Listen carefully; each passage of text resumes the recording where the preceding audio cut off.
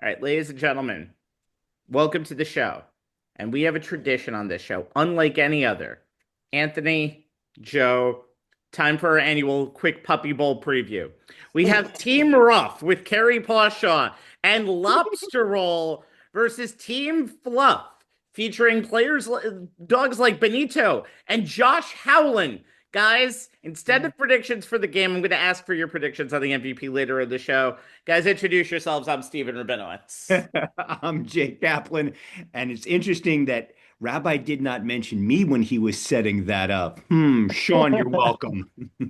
You know what? I'm Anthony Strait, and Sean and I are probably the only two on this show that looks forward to the annual Puppy Bowl every year.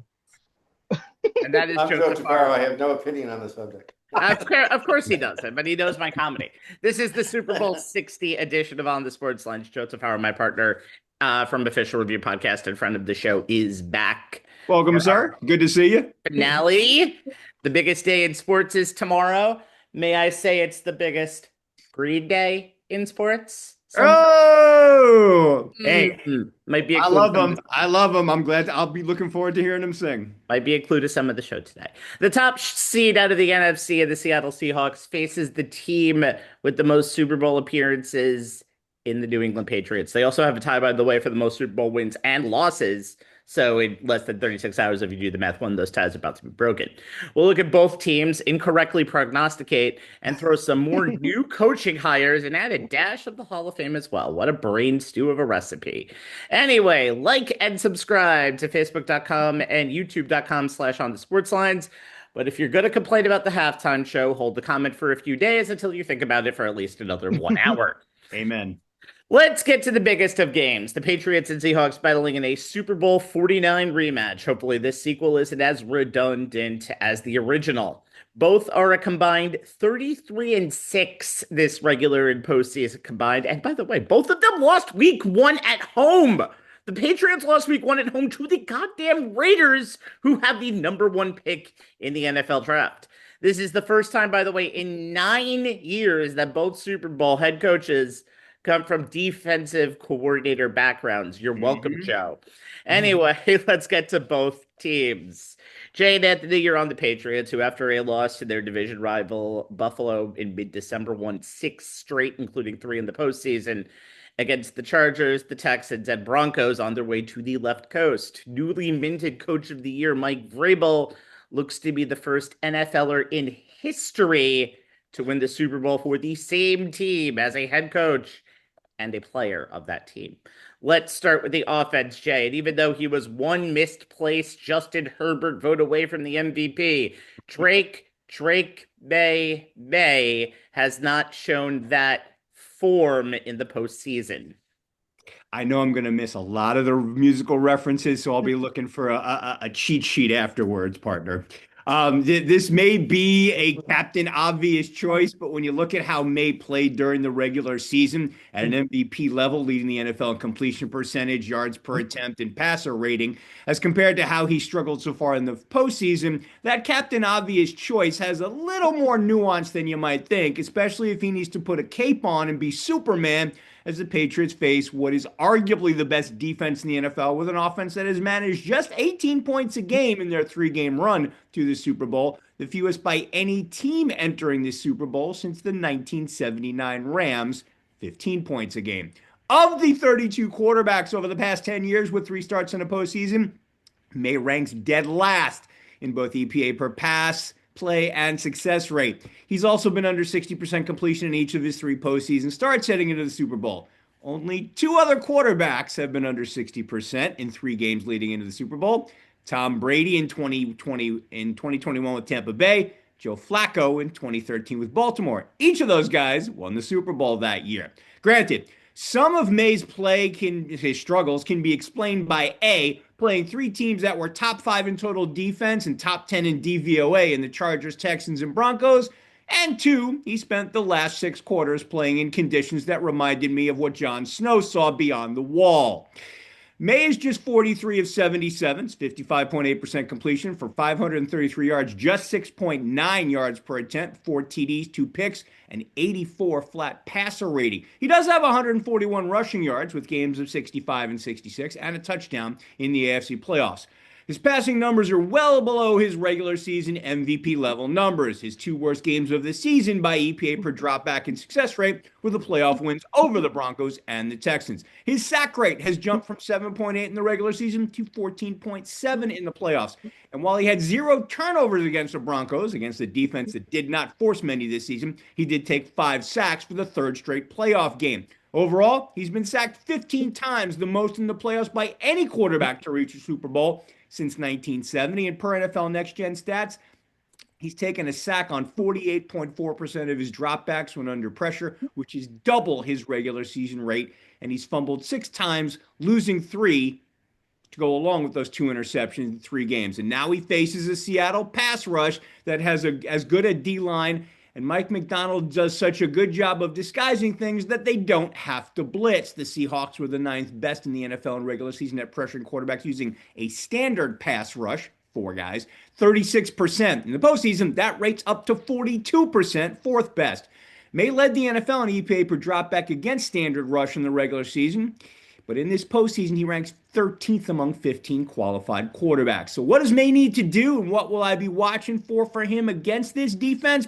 First thing will be whether or not May and this offense can have the type of deep ball success, New England ranks number 1 in deep passing efficiency per NFL Pro, that they had during the regular season, in which led to an overall explosive play rate of 15.2%, 4th best in the NFL, and a 20.4% explosive play rate in the passing game, which was number 1 in the NFL. Patriots have 6 players with at least 10 explosive catches this year, including the playoffs, the most of any team, but they don't have a single player with 25-plus explosive catches, which is a stat more than half the teams in the NFL can claim. New England has 8 pass plays of 20-plus yards so far through the AFC playoffs. Now, May's ability to convert deep shots this season bordered on the ridiculous. He's having one of the best deep passing seasons the NFL has ever seen since it began tracking passes by air yards. Per Next Gen stats, he's completed an insane 52.1% of his deep ball throws and has added 1.31 expected points per dropback on throws over 20 air yards. That is the 2nd highest EPA output in the Next Gen stats era, which goes back to 2016. Despite ranking 3rd in air yards per attempt, 9.2, May led the NFL in completion percentage at 72 flat, which shows just how accurate he's been when pushing the ball down the field. And that brings us to May's favorite deep ball target, wide receiver Kayshon Boutte, who had 5 deep target catches, ones that go for 20-plus air yards, go for touchdowns, including the playoffs. He's averaged 16.7 yards per catch in the regular season, 4th best in the NFL, and has produced a ridiculous 140.6 passer rating on deep targets, including the postseason. Now, he and May have a decent chance to connect on some deep shots against the Seahawks defense that's seen its explosive play rate allowed go from 10% over the last 10 weeks of the regular season, good for 2nd best in the NFL over that span, to 16.1 in the playoffs. Granted, that's largely due to allowing a season-high 15 explosive plays to the Rams in the NFC title game. Now, the Seahawks play 5 DBs more than any team in the NFL, but will rarely deviate from their 2 deep safety coverages. The weak point of their pass defense is their outside corners, which they try to protect by playing a lot of split field coverages like cover 6 or cover 8. Josh Jobe and Rick Willen aren't bad players, but they aren't at the same level as the rest of the defense. Rams wide receivers Devontae Adams and Puka Nacua beat them several times in one-on-one situations in their last 2 meetings. Boutte, along with Demario Douglas and Matt Collins, the other Patriots outside receivers, leading receiver Stephon Diggs is mainly a slot guy at this point in his career. They aren't anywhere near close to the Rams duo in terms of skill set, but if they can win their one-on-ones when the opportunities present, that will go a long way towards the Patriots' chances of winning. Second thing I'll be looking for is how much May uses his legs. He was 4th in the NFL in rushing yards by quarterbacks, 450. Not just to evade the Seahawks' pressure from inside the pocket, which he'll likely have to do in order to create time for those deep shots to develop, but to make positive, even explosive plays out of scrambles. During the regular season, no quarterback scrambled more often than May, 63 times, and per Next Gen stats, he led the NFL in scramble yards on early downs, 330, and he's had 19 explosive runs this year, including the playoffs off scrambles. In the 3 AFC playoff games, he scrambled 9 times for 125 yards at 13.9 a pop. The only quarterback to scramble for more yards in any postseason in the next-gen stats era is Patrick Mahomes. Who else? Who ran for 143 in 2019 and 128 in 2023. Both of those were Super Bowl title runs. May has also picked up 6 first downs on scrambles during these playoffs. In total, he has averaged 47 rushing yards per game during the postseason, more than any quarterback averaged during the regular season, and 20 and a half more yards than his own regular season mark of 26 and a half. He joined Josh Allen, Jalen Hurts, and Colin Kaepernick as the only quarterbacks to post multiple games with 65 plus rushing yards in a single postseason in the Super Bowl era. Seahawks defense that ranks first in overall defensive rushing efficiency per NFL Pro is just 14th against quarterback scrambles. During the regular season, Seattle faced 40 quarterback scrambles, 5th most in the NFL. They allowed the fewest yards per carry to non-running backs in the entire NFL, 3.5, but they surrendered the 5th most to quarterbacks, 5.0.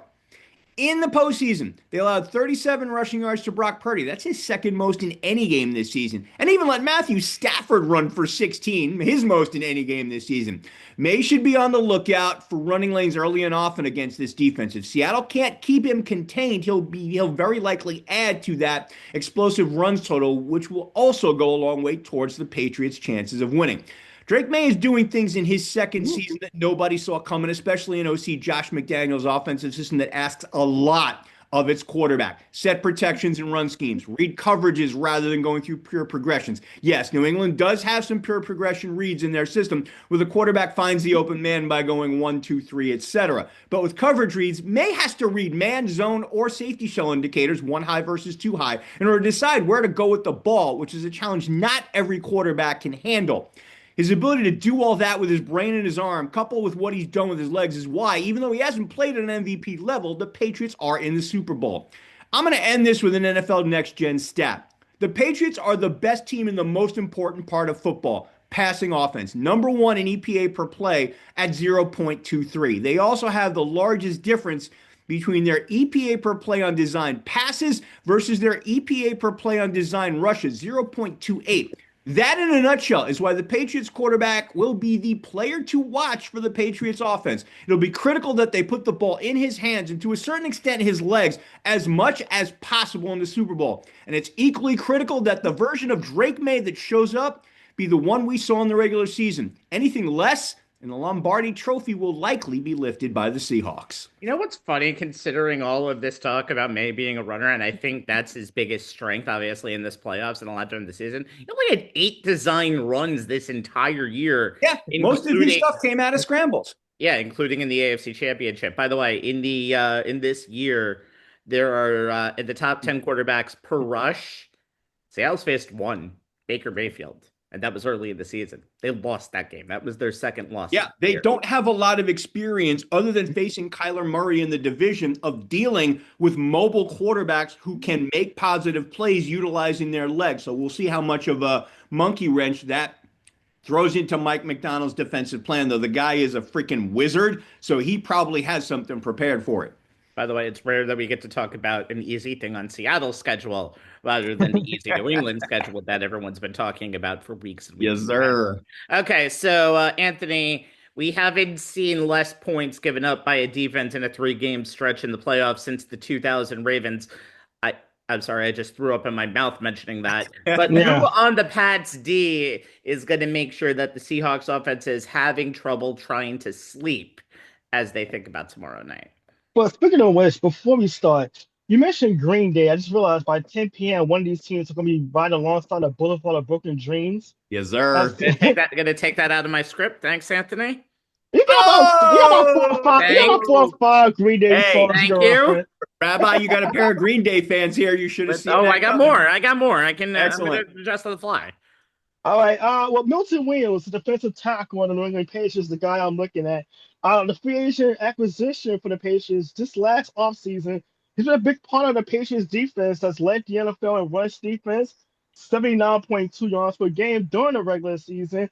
And by the way, he's also making his 3rd Super Bowl appearance, his 2nd in as many seasons. Last season, he was on the winning end with the Philadelphia Eagles and their rout of the Kansas City Chiefs. This season, regular season, 29 tackles, 3.5 sacks in 12 games. He actually missed the latter half of the season due to an ankle injury. In the postseason, the playoffs, in the 3 games, 2 sacks, 5 total tackles across 3 games. Um, he's al- he's also helped anchor this defense that is ranked fourth in points allowed, 18.8 per game, during the regular season, and in total yards allowed, just barely under 300 yards per game at 295.2. His impact, not just as far as stats, it's just as far as how this Patriots front four has been more attack mode. Whereas if you watch last year's Super Bowl with the Philadelphia Eagles, he was in more of a system that allowed to be more read and react. In this case, he's more upfield and attacking the backfield. And you pair him with Christian Barmore, and those two alone have been a big part of the Patriots front four as far as a defense in the regular season and the playoffs.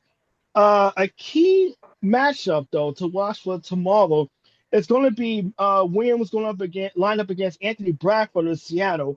Bradford has given up 15.3 pressure rate as far as blocking for Sam Darnold, which is interesting because with the combination of Williams and Baltimore has had a pressure rate of above 13%. Only 2 players in the NFL this season has had a pressure rate of that high.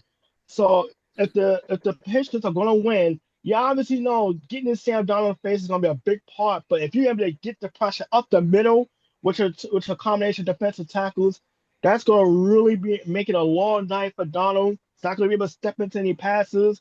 It's going to have to get rid of the ball a lot quicker, but also it's going to really hamper the running game of Seattle. So Milton Williams is a guy I'm looking at, and whether or not he's going to be, if he can be just as destructive in this year's Super Bowl as he was last year when he had walked away with 3 sacks. One thing that is very interesting about this Patriots defense is they're just, as you mentioned, they're just ferocious. They've taken advantage of bad offensive lines that they've played. There's been a lot of bad offensive line play this postseason. If there's anybody who's taken advantage of it, it's the Patriots mostly. And if you have any weaknesses in your quarterback, and I feel like Sam Darnold can have weaknesses from time to time, as we've seen in playoff history, obviously not in the NFC Championship, which we'll get to in a moment, they're in trouble. By the way, they have a defensive. Vrabel last year was with Cleveland, and he was a defensive assistant. He was what I think they called a defensive like specialist. He was kind of he Senior was a, he defense. was I'm a sorry, coach's senior consultant. defensive assistant was the official title. You know who the senior defensive assistant to him is now? A name that we all know, Ben McAdoo. He was Oh, actually really? Oh, McAdoo's an offensive guy, so go figure. McAdoo is an offensive guy, and he was actually with that team last year as their offensive, as the guy who helped develop Drake May in his first season. And now he's been helping out the defense, and that defense has only allowed one first drive touchdown in the last 8 games, none in this postseason. So it'll be very so interesting so to you're see. basically saying with Ben McAdoo, it's not him. It maybe the Giants at this point. I mean, we've thought about that beforehand, but we'll talk about the Giants in just a little bit. But anyway, Joe, you and I are on the Seahawks, whose welcome to paradise in San Francisco must be amazing for them. Since December 18th, they've only been off the West Coast once.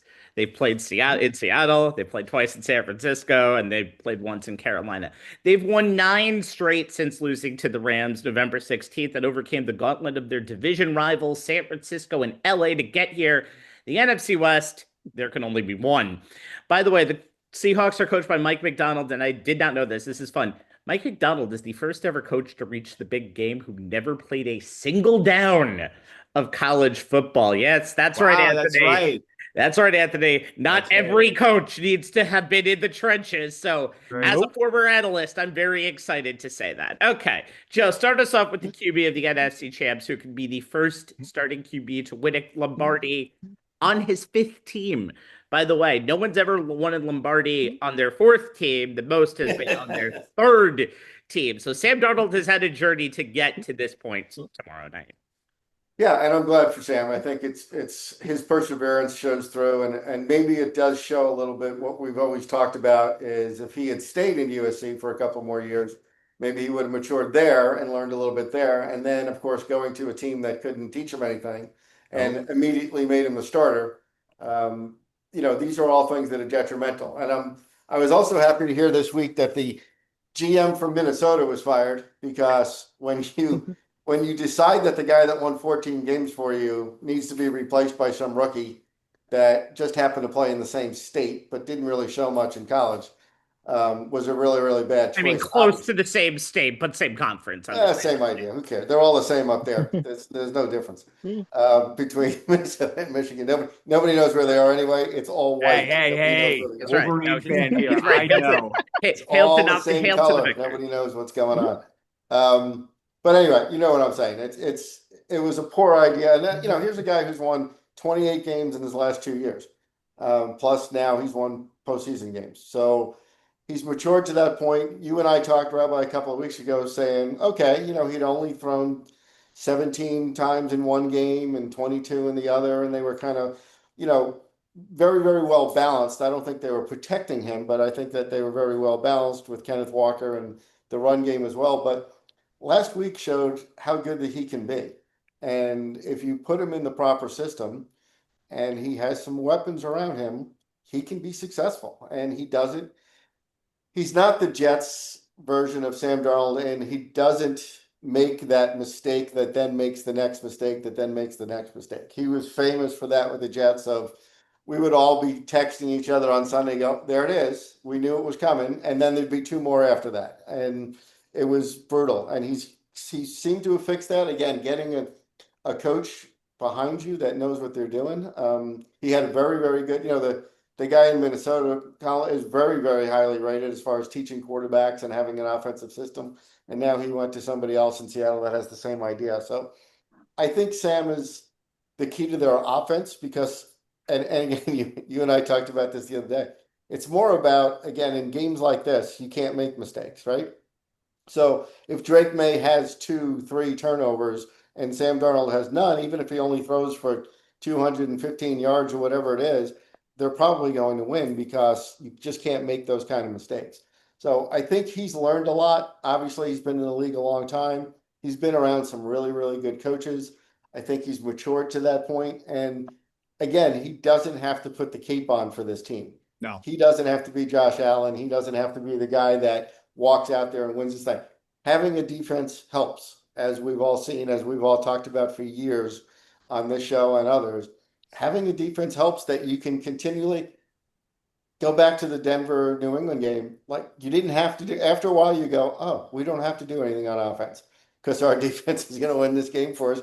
We can give the ball up wherever we want. It doesn't matter. And that's how you get treated in these games.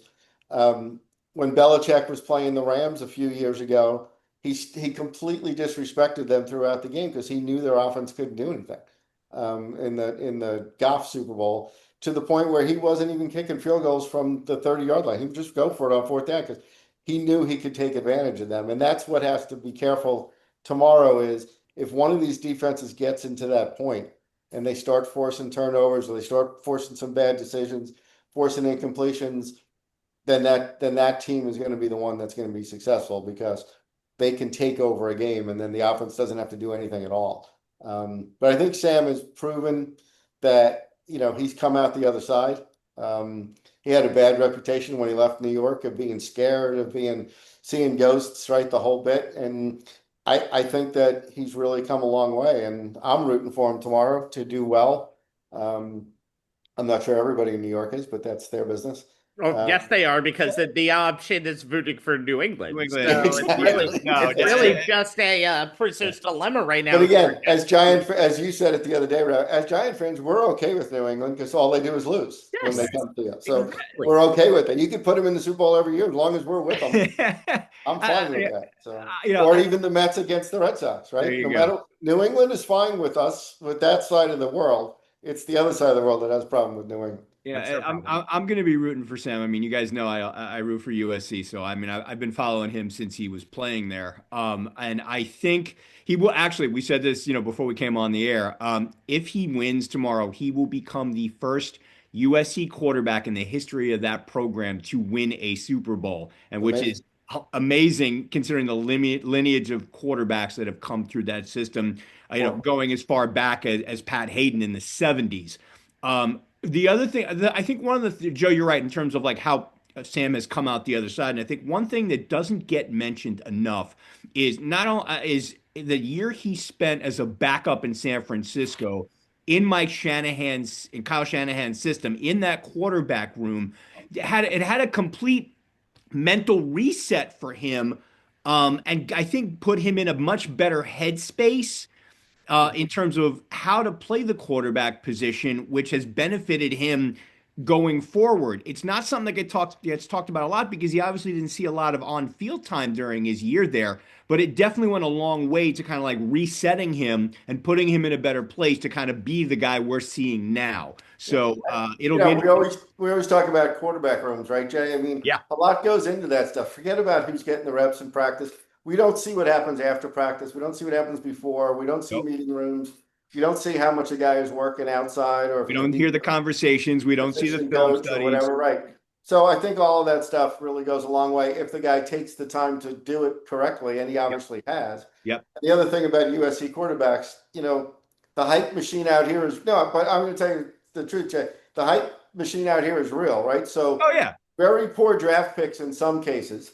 Matt Leinart was never going to be anything because Most of them have been overdrafted. Yeah. Because they never checked on Matt's maturity level. Like all of those things that other programs looked at, the Jets never looked at, Arizona didn't look at. All those teams that drafted some of those guys, we've always said Carson Palmer was the best offensive, player coming out of USC for years. Mm-hmm. Maybe he should be in the Hall of Fame with Kenny Anderson, but we'll talk about that later. But I think USC has a habit of that, of building guys up, and then they get into the media that everybody wants to hang around at USC, and they want to get, oh, you should draft this guy. He's so great. This is the guy I want. For years, even on WFAN, oh, Sam's the guy I wanted. I go, you haven't watched a USC football game your entire life, but this is the guy you want. And then you ruin his life by throwing him out there with nothing and expecting the world of him. So yeah, I mean, you think about the gap between when Sam left, the next quarterback to come out of USC who actually even remotely lived up to his hype, and it took him until his second year in the NFL to do it, is Caleb Williams, and he didn't even spend all 4 years in Southern California. Exactly. So, and again, also because he landed in the right system with the right coach in his second year. Correct. Yeah, that coach had to be fired, by the way, to get to that coach in his second year. Well, that's how that works. So it wasn't really landing in the right system. It was just reshuffling the deck.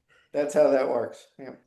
USC, by the way, not only first coach to win, first quarterback to win a Super Bowl if he wins tomorrow. He's the first quarterback to make the Super Bowl. Yep. Washington State had 2, Jay, before 1997. Come on now. Mark Rippon and Drew Bledsoe, by the way.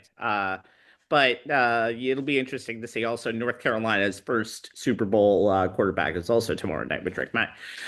All right. So ironically enough, no, it's not surprising, although I thought Mitch Trubisky would have one by now. But if May wins, he's finally going to get bragging rights in that family. I don't know. I would never give him bragging rights over his wife. No, over his brother in terms of athletic accomplishment. No, I'm going to give it over his wife. That would be my choice. I would never go for Mrs. May. I would never go against. Okay. I'm also going to go with the USC former top 10 NFL draft pick who also played in New York, but this time I'm going with Leonard Williams. Now, it's a key point of attacking this Patriots offense because you have three defenders who had 7 sacks apiece on this team this year. They led the team. There's no one guy you need to block. There's a bunch of guys you need to block for Seattle. And Williams spent 9 seasons with the Jets and Giants, got traded to the Seahawks in 2023, and he also is about to have his first child, by the way, at some point in the offseason coming up.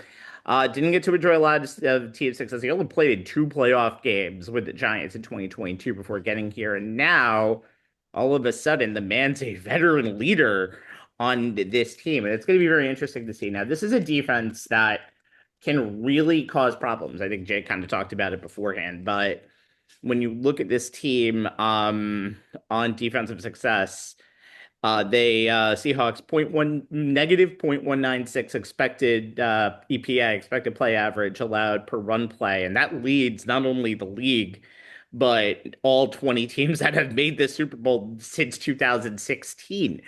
They also have a 34.4% success rate allowed on run plays. That's just behind the Philadelphia Eagles over the last 20 Super Bowl teams. And Leonard Williams is a huge part of all of that. His numbers this year, solid 62 tackles, as we mentioned, the 7 sacks. In this postseason, he also has a sack that he had in the divisional round in that 41-6 blowout. Uh, all night. You have to be careful of that of that defensive line specifically, because if they could get early on to Drake May and kind of make him scared in the pocket, as Jay mentioned before in his stat, you can take advantage of an offensive line that has been wonky at best this postseason. There's been, again, a lot of missed assignments. I kind of wanted to pull my hair out, even though I've never been a big defensive fan at a lot of that game between the Broncos and Patriots. But this could be the way for this not just to be a game that Seattle wins, but the way for this game to not be competitive if Seattle can get to the jump that they have in these first few games. So Leonard Williams will be a huge part of that. We're going to see how that develops tomorrow night. Yeah. All right. Now, by the way, we'll get to the predictions at the end of the show. No. You bet. No. Yes. No. Well, Sorry, Joe. again, Joe. Come on, we know it's your favorite part of the show, punt. Joe. You can punt if you want. No. Big stuff Perfectly does fine. protest too much, sir. But you'd better know, at least most of you, where your pick will be found when I come around back to that at the last part of it. All right. 2 weeks ago, we talked about some of the new coaching hires coming in next season, but not all of those positions were filled. And hell, one was filled literally as we went off of the air of that very show. And we'll talk about that in a moment. We come back around to the carousel, and Joe, you weren't here the last time, so we're going to give you a pass on the new head coaches, and we're going to go back to what you think about John Harbaugh coming to New York. Yeah. Again, as we did talk about it a little bit of the possibility the last time I was with you guys, and again, kind of fell into your lap. Obviously, there's a lot of talk that happens behind the scenes in the NFL because they all knew that Tomlin was leaving, and they all knew that Harbaugh was leaving before anybody else knew that anything was going to happen. And even though they left in two completely different ways, nobody ever thought that John Harbaugh would get fired by the owner by text message or by phone call in his car, whatever it was. But obviously it was out there because a lot of teams did a lot of due diligence beforehand, found out what it was. And the thing the Giants did, and I brought this up last time, but I don't think we were on the air when I brought it up, they did such a fantastic job of preparing for when he was coming. So he got fired like on a Thursday, and he said, I'm taking the weekend. I'm not talking to anybody, and I'm going to have everybody at my house next week. I'll make the appointments. You're coming to see me. I'm not traveling all over the country because of who I am. I don't need to do that, right? Smart enough to know, comfortable in his own skin, knows who he is. And so what the Giants did that weekend was they interviewed everybody and anybody, but also did all the requirements for the Rooney Rule and for everybody else. But they had already brought McCarthy in and out. Nobody even knew it. They had talked to a lot of different guys. Anybody who was available at the time they talked to, whether it was through Zoom or had them in the building. And so when he came in, and again, they went and got him. He said, hey, you guys are meeting here. And I think they used the John Mara sickness as, hey, John wants to be in these meetings, but we can't fly him down to Baltimore and then have him leave for a doctor's appointment. He wants to come, he wants to be there. He wants to be part of this. He is the organization. He's the NFL, for God's sake. So they flew down there and picked him up. And I guess Joe Shane went with Mr. Tisch, as the story comes out now, and picked him up. And they flew back together and had hours and hours and hours of conversation. And I don't think, Harbaugh says, oh, I knew this was the place. My dad was telling me this was the place. This is where you should go. I think the realization that it was possible to happened pretty early in the day. Because again, this isn't a guy that has to bring a bunch of books of this is what my offense is going to look like. This is what he's the CEO. He's the head coach. He's going to be able to hire guys, and just his reputation alone, he's been able to hire a lot of guys, and we'll go through that in a minute. But I think that day just got hung up on, again, what are you guys going to do to modernize the building? What are you guys going to do to modernize the training facility? What are you guys going to do to modernize the hierarchy of how this team works internally? And he got all those concessions, and he got the money he wanted, which was never going to be a problem. Whatever he asked for, he was going to get, which is fine with me too. I don't know. But Joe, was it more about the power structure? Because that Yeah. seemed to be the bigger thing. Well, I think it was not the way that they got. I think it was more, like I said, about how the hierarchy of the team was going to go, who was going to report to. His answer was, I want to report to the owner. I feel that that's who I work for. And again, he has that gravitas and that ability to go in there and say, hey, this is how I like it done. Are you guys okay with that? Shane wasn't going to have a problem with it. And, Kevin Abrams left the next day. So there was some things there that people didn't like. There were some things there that he thought needed to be changed, personnel wise, assistant wise. He'll still keep, he kept Pat, and he kept, the nuts of this team is still there. The doctors are still there. They made, again, Ronnie Barnes is getting a lot older. But now he's the head of, he got a promotion, which is what he deserved. So they didn't get rid of him. They promoted him. Head of security still there. Pat Hanlon's still there. Those guys will stay. But he wanted to surround himself with his own assistants. He wanted to make sure that, personal assistants and administrative assistants and those type of people. And then, again, the calls started. I guarantee you the calls started going out that day of who could we get to bring along with you. And, the disappointment in Todd Monken was a little bit of one, but which we'll get to and with Anthony's pick. We'll talk about that when you guys go through. Actually, I'm sorry, we're not going to get to that with Anthony's pick, but yeah, no, that was a little bit of a disappointment. A little bit of a disappointment. Seeing Monken going to Cleveland. Yeah, you can't stand in the guy's way. As somebody said, don't worry, he'll be available next year when they go 2-14 or whatever, 2-15. But again, now he went out and didn't make a big deal about it. Said, I'm happy for my friend, and then rebuilt the offensive staff to bring in two guys that, again, because it's him. Now, because it's him, he can separate it and keep them as a team. Now, they may both be gone next year. And I know you're not. By the way, that's Matt Nagy and Greg Roman, by the way. I don't think you're a fan of either one of them, but together, doing what they do, they also know that that's their way back into the league, right? So if Nagy wants to become a head coach somewhere, he has to perform at this point. And as a passing, again, whether you say, okay, Andy Reid called the plays and Nagy left because he wanted to actually call the plays, he still knows offense. He still has been around. I never said that. I never he's said called plays before. He still had Patrick Mahomes. Like, he still has a guy that he can mold into that can do a lot of those things. Mm-hmm. Patrick isn't the only guy now. Sonny Jurgensen could do all those things Patrick Mahomes did too, by the way. If you watch Sonny Jurgensen reference in the show, please check it out. If you watch some of the old film that we've been following for the last day. But again, these guys are athletes, and he knows what he has in Jackson Dart. He knows what he has out on the outside. He knows running backs, and then you bring in Roman to just do the pretty much to do the running back stuff. It looks the like running game, just to really do the run game. And then they hired an offensive line coach today. That, again, people didn't really know. He's not just bringing in names to bring in names, which has happened here in the past. I would have really been more upset if he went out and got Rex Ryan and whoever on the offensive side, Kingsbury, something like that would have bothered me if he just went out and got names, and who are both going to be gone the next year.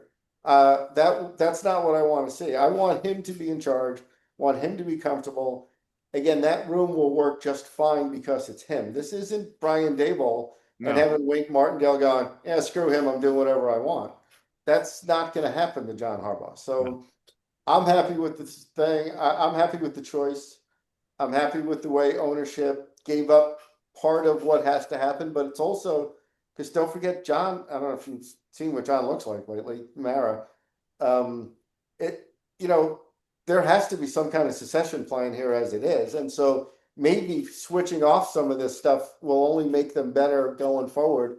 And John's smart enough to look at that and see how that's got to go. So I think it's a good thing. Again, he'll be here for 8 to 10 years max, right? He's not gonna be able to go much longer than that. We would hope that would be the Yeah, case. I mean, Fans would hope that would be the case. I mean, that's maximum, if they do well, but if they use Tom Coughlin and in 8 years he wins 2 Super Bowls, I have no problem with that. We can fit 2 more in that case. I think we can fit 4 more in that case. So, we'll see. And I think that it'll go very, very well. And again, it's brought the excitement back immediately, as Jackson did, even though some idiots only voted 1 vote for him to be Offensive Rookie of the Year. But again, we'll talk about that when we get to my next segment. But again, I think that the excitement is there. The ticket sales are there. The home schedule is awful next year, so I'm glad. Hopefully, there'll be some excitement about the Giants winning. But finishing on the 2 victories at the end of the year, and Dark came out this morning. He goes, "Now, I've talked to John Harbaugh every day because we have a phone call every day." And so he's involved. He knows what he's doing. And I think that it's going to be a lot like a Rick Pitino type thing, where he's going to demand excellence. He's going to demand that you are accountable for everything you do, but he's also going to be able to put his arm around you and really care about you and understand where you're coming from. And I think it's a great hire. And again, fell out of nowhere, but glad they decided with Tom Coughlin and a few other guys that was the choice, and to just go get him and to not let him out of the room. And basically that's exactly what happened. Is he didn't interview with anybody else, and it worked out great. So I mean, Joe, we all know this. I mean, that was really the only job Harbaugh wanted. He had no Right. intention of sitting out. He had no intention of going into TV. He wanted to continue coaching, and the only job he wanted was this one. And in terms of the change in hierarchy and organizational structure, as much as it like goes against what the Giants' philosophy has been since the 1920s or whatever, as long as they've been around. I think I can see why they agreed to it. I mean, the current power structure hadn't really done anything much, had it? So like Harbaugh comes in and he can say, well, me and Ozzie being like this, or me and Eric DaCosta being like this, and both of us reporting directly to the owner, kind of worked for 18 years. Why not try it here? And what's Joe Shane going to say? That guy's on the hot seat. Harbaugh's not. I think Joe Shea was perfectly fine saying, yes, sir. Yes, Yeah, sir. no, I think Sure, he sir. was great that he didn't walk in and say, yeah, but that guy's got to go. Like, because that's not the way John would have done it. He would No. have just not taken the job if it didn't work out. But I think that, again, you're right, Jay, in where he said, hey, look, I find that this works better. And I think the Giants, again, they probably should have done this after Coughlin left, because you started with all these young first-time head coaches, which you can't put them on the same level as the GM, right? And you can't have Ben McAdoo going straight to, or I mean, you probably could have done it with Shermer. He was about the only guy who they thought was the adult in the room. Maybe. But somebody like a Dable who'd never been a head coach before, you can't give him that kind of power. No. There had to be some kind of hierarchy. And the fact that Shane is so young, and he has done a decent job with some of his picks and some of the guys that he's built around here, some of the decisions he's made, that let him grow into it with this guy, right? And have a little bit of back and forth with somebody who's just as much of a football guy as he is. Yep. And then have the hierarchy just do this at the end of the day, and that's fine. And I'm sure they're going to come to a lot of agreements. And I don't think it's not going to work out. So we'll see where it goes. Their first draft together will be interesting. Yeah. First free agency together will be even more interesting. True. I agree with everything you say, Joe, except my mind went into anger after mentioning Rick Pitino. Scars after last night's UConn. Sorry, partner. You forget you guys are all on the wrong side of the. We are. St. John. That's all right. I always forget there's one guy in here that doesn't like something that I like. So 18 days until the rematch. Okay. It's a great game, by the way. Great. Oh no, it was a very good game, by the way. When I saw that it was tied at halftime, I taped it, or whatever it's called now. DVR. And I DVR'd it, and I watched the second half, because the only way to watch basketball is once you've taped it, so that you can forward through the timeout. Yep. Yeah. Otherwise the timeouts get really annoying. And of course, Mr. Hurley challenging anything in the last minute. Oh yeah. Oh my To get God. the free timeout. Like, why not? Right? Just challenge That's why I it. love it. That's why I hate him and love him at the same time. Yeah, All back right. to back rivalry games for me, Joe. UConn St. John's last night, North Carolina Duke tonight. So I'm going to be exhausted by the time the Super Bowl rolls around. And we got another St. John's, Connecticut game at the end of the month. So Yes, sir. Wednesday the 25th. Not like I put it on my calendar. Okay. Somebody's looking forward to it. I'm very looking forward to the revenge, hopefully, and not making it 4 straight. All right. Enough of the self-fulfilling prophecy. Anthony, been a great hiring cycle for disgraced ex-Jet head coaches and coordinators. Robert Saleh has another coaching job, and hell, even Nathaniel Hackett got another OC job with the Cardinals, and his head coach was his predecessor at that position in new Cardinals head coach Mike LaFleur. Yeah, Mike LaFleur signed a 5-year deal to be the head coach of the Arizona Cardinals. Makes him the 45th head coach in the franchise history. He's coming off a 3-year stint as the offensive coordinator of the Rams, who just came off an NFC Championship game appearance and led the league in both yards and points per game. Coincidentally enough, he was not the primary play caller with the Rams. It was Sean McVay. So that should be kind of a take with that as you will circumstances. But yes, you mentioned, Rabbi, that he was the offensive coordinator for the Jets for 2 seasons, 2021 and 2022. Also, stops in San Francisco, Atlanta, and Cleveland. Now, during his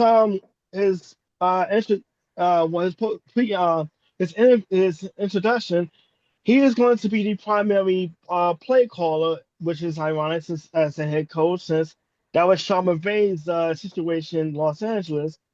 And he focused on operational urgency, heavy motion condensed sets. That's because some of the formations we saw with the Rams, and a little bit what Kyle Shanahan has in San Francisco, which includes running the football, kind of a zone scheme, running system, weaponizing the tight end. Obviously, we have Trey McBride and Marvin Harrison Jr. You want to try to find the best way to maximize 2 key weapons on the outside. And as far as Harrison Jr., he wants to try to put him in the same situation that Puka Nacua has been with the Rams to a lot of success. But the question mark is going to be at quarterback because Kyler Murray is guaranteed $39 million for next season. Jacoby Brissett, his backup, and who seemingly had a little more success last season with the Cardinals, is also guaranteed under contract for next season. And after that, Kyler Murray is due another $17 million guarantee for the 2027 season. That contract, the albatross. And that would be his 8th season in the NFL. When you talk about the Cardinals also having a high quality draft pick and maybe need to decide if Kyler Murray is the team's franchise quarterback or do they need to move on. So this is going to be literally a 1-year window. Look, LaFleur spoke highly of Kyler Murray, but we have seen him really struggle the last few years. 3-14 last season with the Cardinals record, and he's only had 1 playoff appearance, and we all remember that was a nightmare wild card game against the Rams. So he did not play well whatsoever in that game. So the clock is kind of ticking on Kyler Murray, whether or not he is the guy. You think about this, the Cardinals, they were a lot better team with Brissett under the center last year. They have a high quality draft pick and a chance to maybe think about the future. And you have a young first time head coach. There's a lot of question marks as far as Arizona is concerned, but the quarterback is the biggest one, and they got about 1 season to kind of figure it out. What's going to be very interesting is the fact that Brissett has a more cap-friendly deal, so only being a $5 million hit next year. Both quarterbacks, I know Kyler is damaged goods and a lot of stuff, but he would be an upgrade for a lot of teams out there. So there's a lot of decisions to be made. It would make no sense for both of them to be back in Arizona next year, which is, of course, why I think that will exactly happen with that franchise. Yeah. And here's the thing too. Look, I like Kyler Murray's choice of pizza. He prefers New York style pizza over anything, but he has not played well the last few years, and he's kind of played himself into the situation. Now, if they cut him, it's a huge cap hit. It So is, but again, I they're think literally, there's it might be one that they might want to take just because of the fact that it I would be a think thing to get rid of. Yeah, it's a I think similar situation, similar to what's going on in Miami, and they may actually have to cut bait because honestly, Anthony, I don't know about you, but I don't even with the offensive minds of Hackett and LaFleur, I don't see Kyler. I think Kyler's hit his ceiling. I don't see him getting any better. I think the worst part too with Kyler Murray is the Cardinals games I've watched in the last few years. He's regressed badly from his Yeah. first couple of years. I mean, his best year, you kind of saw some improvement, but it's just like he's still not reading the field whatsoever. And if that first option is not available, he's not even taking off and running these days. He is literally a dead duck in a pocket. Yeah. So to see him have these steps back, it's almost like you said, there's the situation in Miami with Tua, and to see these guys regress, you wonder if a change of scenery may be the best thing for both quarterbacks at this point. I will say this: if LaFleur is smart, he will not let Hackett call the plays. He's, Mm-mm. he's not. By the way, We saw how by the that way, worked out for the Jets. by the way, Hackett, in his time where he was not offensive coordinating, Aaron Rodgers never got an offense higher than 19th. Yeah, By the way, in the National I think Football at this League. point, yeah, I think he's gonna look at Nathaniel Hackett's track record and maybe just put a suggestion box outside his office and then say, hey, look, you can leave some suggestions. Maybe consider it You go right ahead. by pregame warm ups. Right. All right, and now for our special Yinzer portion of the show, non-Yinzer, Jay Kaplan will talk to you about that coach who was hired exactly 2 weeks ago that we talked about. New Steelers head coach Mike, I'm a Yinzer and love Pittsburgh very much, McCarthy. Do y'all need a definition of the word Yinzer before I kind of get into it? Nope, go ahead. Good. All right. So, yes, it seems like an out of character hire based on how the Steelers have hired head coaches since 1969, young from the defensive side of the ball. And there is a section of the fan base that felt this was uninspired. Robert Mays of the Athletic Football Show used the word underwhelming based on A, how McCarthy's tenure in Dallas ended, and two, the fact that the likes of 44-year-old Brian Flores, who worked for Mike Tomlin and has head coaching experience, would have seemed to be the captain obvious choice. In full transparency, that was my knee-jerk fan reaction, as Flores would have been where I would have wanted the Rooneys to go. Chris Shula, the 39-year-old current Rams defensive coordinator and grandson of the legendary Don Shula, would have been another good choice if the Rooneys had continued with how they've historically hired. I get where the feeling comes from. The Steelers have been stuck in this cycle rut, if you will, of going 9-8, 10-7, losing in the wild card round, and that's been happening for the last 5 years. The hiring of McCarthy doesn't send an overwhelming message of ownership wanting to move the needle, increase the ceiling of the last 5 years, if you will, after 19 years with Tomlin. But then again, the Rooneys have never been one to worry about winning the press conference. Yes, McCarthy won a Super Bowl in Green Bay with Aaron Rodgers, and he won 12 games for 3 straight seasons with Dak Prescott in Dallas. But the offense took a bit of a downward turn in his final season with the Cowboys and was demonstrably better this past season under Brian Schottenheimer. Granted, McCarthy only had Dak for the first half of his final season, but the team was 3-5 in those games, and Prescott's performance was average, and there have been knocks on McCarthy's scheme for a couple of years now, according to people who follow the Cowboys. So, why would the Steelers go this route? Not necessarily going with an offensive guy after all these years being led by guys from the defensive side, but going with McCarthy as the coach to make that switch to, as opposed to one of the younger offensive-minded assistants getting interviews in this coaching cycle, like Nathan Schilhaas from the Rams, Davis Webb from the Broncos before they promoted him to OC, or hell, Clint Kubiak of the Seahawks, who's about to become head coach in Las Vegas.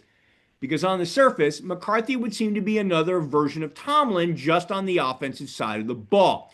As Rabbi alluded to, McCarthy is a Pittsburgh native who grew up rooting for Chuck Noll Super Bowl teams in the 70s, and that probably had a little bit to do with it. His father, Joe McCarthy Jr., was a firefighter who owned a bar in the Greenfield neighborhood, and those types of long-established local roots mean something to the Rooneys. Crossing paths in New Orleans in the early 2000s with current Steelers GM and assistant GM Omar Khan and Andy Weidel, who were cutting their front office teeth at the time, may have also had a little bit to do with it.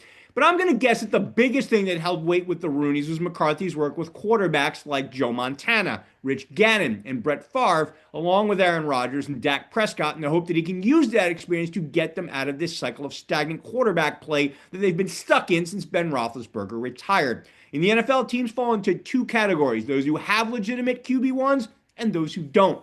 The Steelers don't, and haven't for a while, which is a huge pain point in a division that has Lamar Jackson and Joe Burrow and a conference that has Josh Allen and Patrick Mahomes.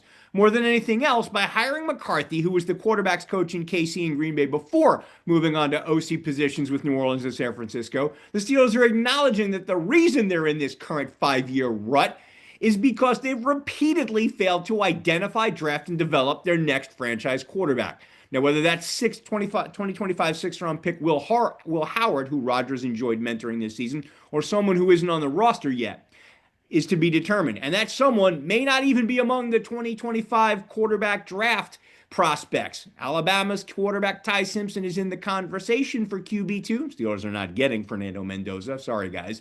But Simpson has just 1 year as a full-time starter, which should deter the Steelers. Others like LSU's Garrett Nussmeier, Clemson's Cade Klubnik, and Penn State's Drew Aller didn't live up to their preseason hype. As for Rodgers, McCarthy has said he'd love to have him back. And towards the end of his time with the Jets in 2024, Rodgers told Connor Hughes of SNY that he'd like to play for McCarthy again.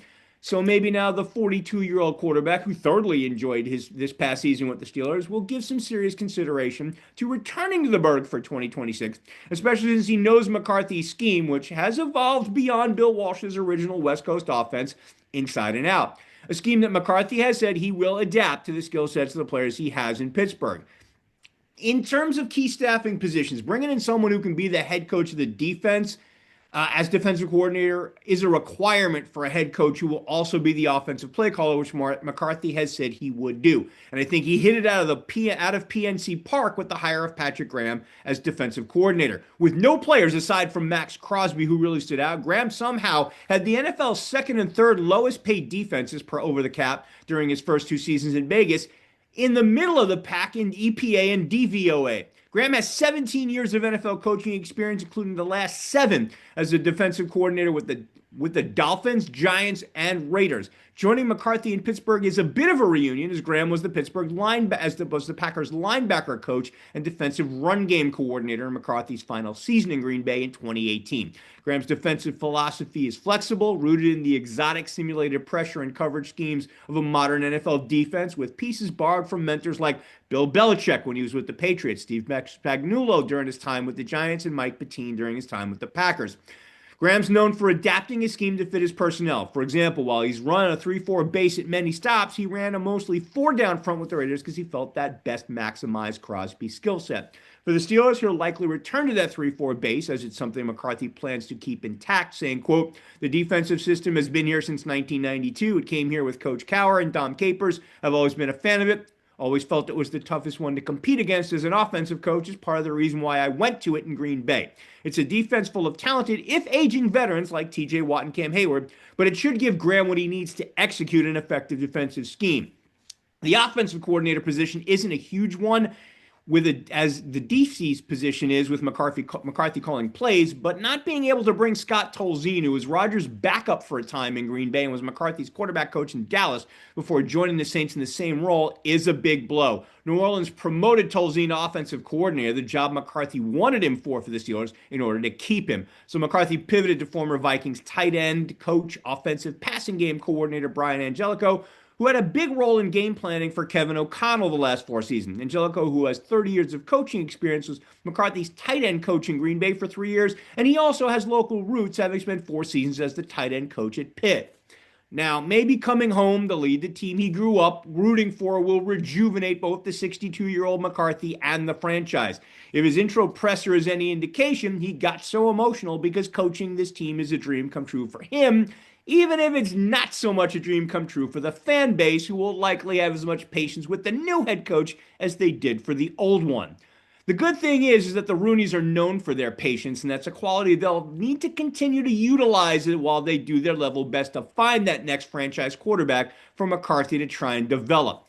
I'm going to do my best to be optimistic about this hire. Yes, Mike McCarthy has big shoes to fill, and the road back to being an annual Super Bowl contender isn't a short one, but he's a Yinzer through and through. And Yinzers are built tough, which is what you need to be if you're going to lead Steeltown USA's football team. With the hiring of Brian Angelico from the Vikings, it just shows that he has been a tight ends coach every year of his NFL career. Of course he has. That's exactly what the Steelers need. More tight ends coaches on their team.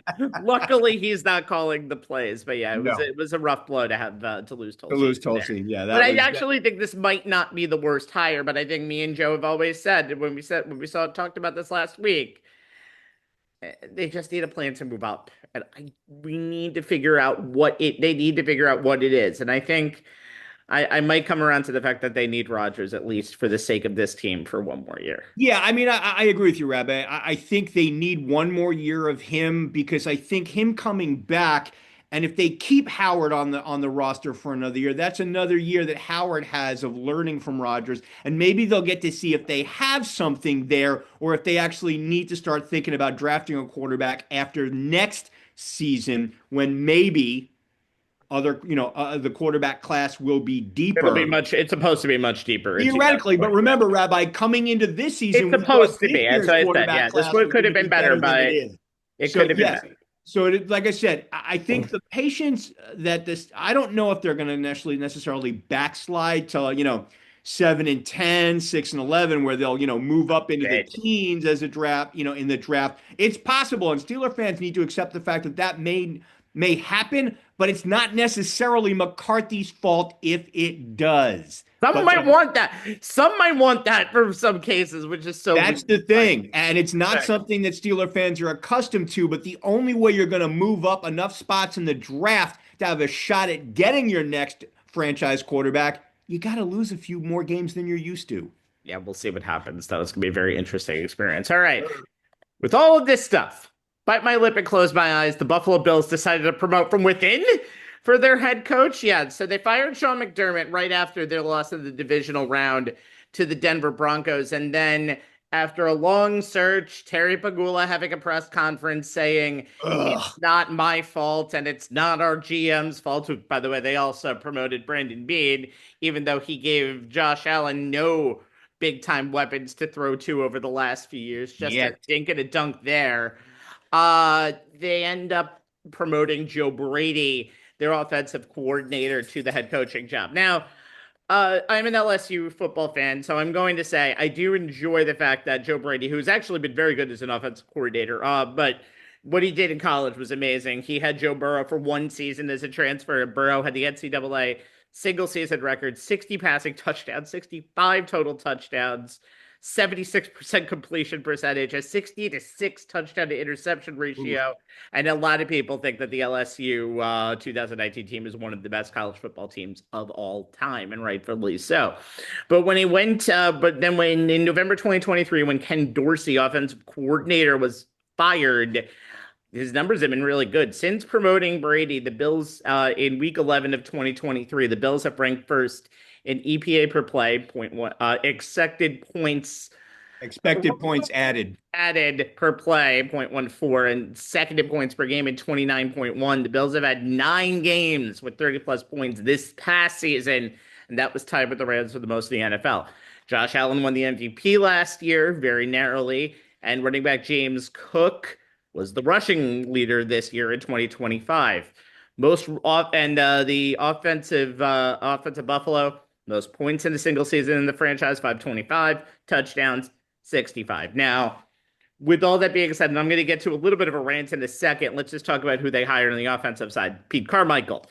Carmichael was the offensive coordinator in New Orleans, was actually the offensive coordinator for the last Super Bowl winning team to score 500 plus points, and that would be the Saints in 2009, 2010. But when Brady got to start in the NFL in 2017 as an offensive assistant, he worked under Payton, the head coach, and Carmichael, the offensive coordinator, and then he moved on to LSU in 2019. Carmichael was Sean Payton's offensive coordinator in New Orleans for 13 seasons. He was with Denver last year And and then on the defensive side of the ball, they hired another Denver player, another Denver coach. Jeez, what did Denver do to you, Buffalo, except beat you in the divisional round? That would be Jim Leonard, who was the passing game, defensive pass game coordinator, assistant head coach. Broncos defense put up 68 sacks. That's almost the single season record. The record was 72 with the 84 Bears, and allowed the second fewest yards per game at 278.2. And by the way, in his press conference, they asked him, and Leonard said, "Yes, Denver caught that ball. That was in the simultaneous possession. So at least he's showing no favorites on Wrong. that one after when he does that." But what is Wrong. that music you're hearing in the background? That's the Titanic music playing. Because if you're rearranging the deck chairs on the Titanic, I don't know what you're doing. I understand completely the moving on for McDermott in some ways because McDermott's never been my favorite head coach in the world, and sometimes his method seemed more rah-rah than anything else, but it's not identifying the problem. It's just cutting one problem to bring in another possible solution. You're bringing in pretty much the same entire regime when you have the head coach and GM pretty much being at the feet of Terry Pegula, who now all of a sudden has become a better hockey owner of a team than a football owner of a team who knew the Sabres are doing really well. And all of a sudden, I don't know what you're doing here because Josh Allen has no career advancement if this happens. I know he's playing with his favorite offensive coordinator, but this just seems like a lateral move to me. It's fine if you want to do it, and it's fine. And I think you can probably win the AFC East next year. You're not too far away. But personnel is the issue of this team.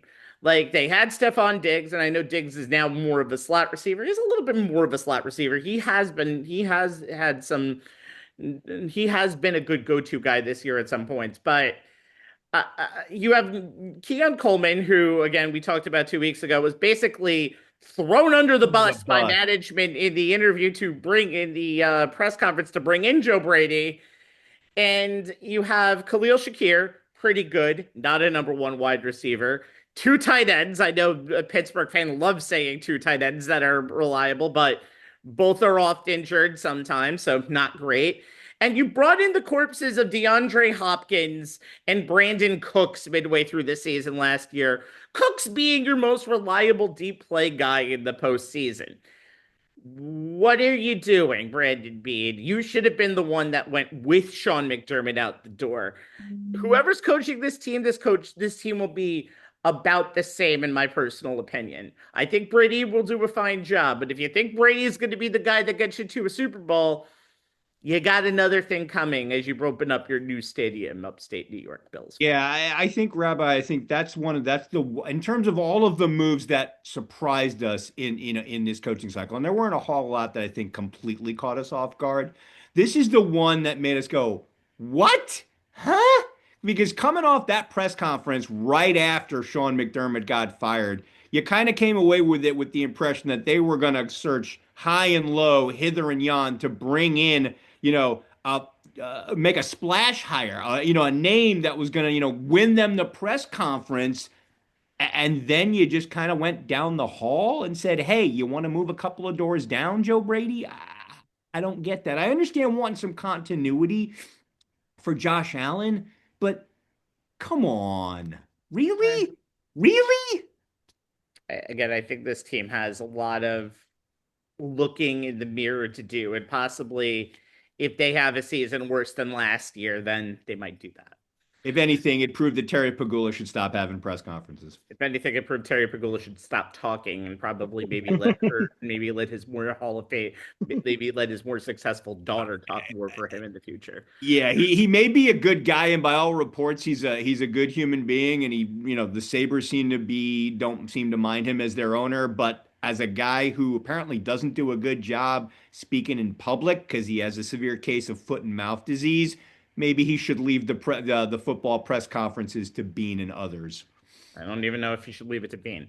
All right, let's move on to the NFL Hall of Fame, who officially welcomed their 2026 class on Thursday with their announcement. And this year's Hall of Fame is with 100% less Robert Kraft than Bill Belichick.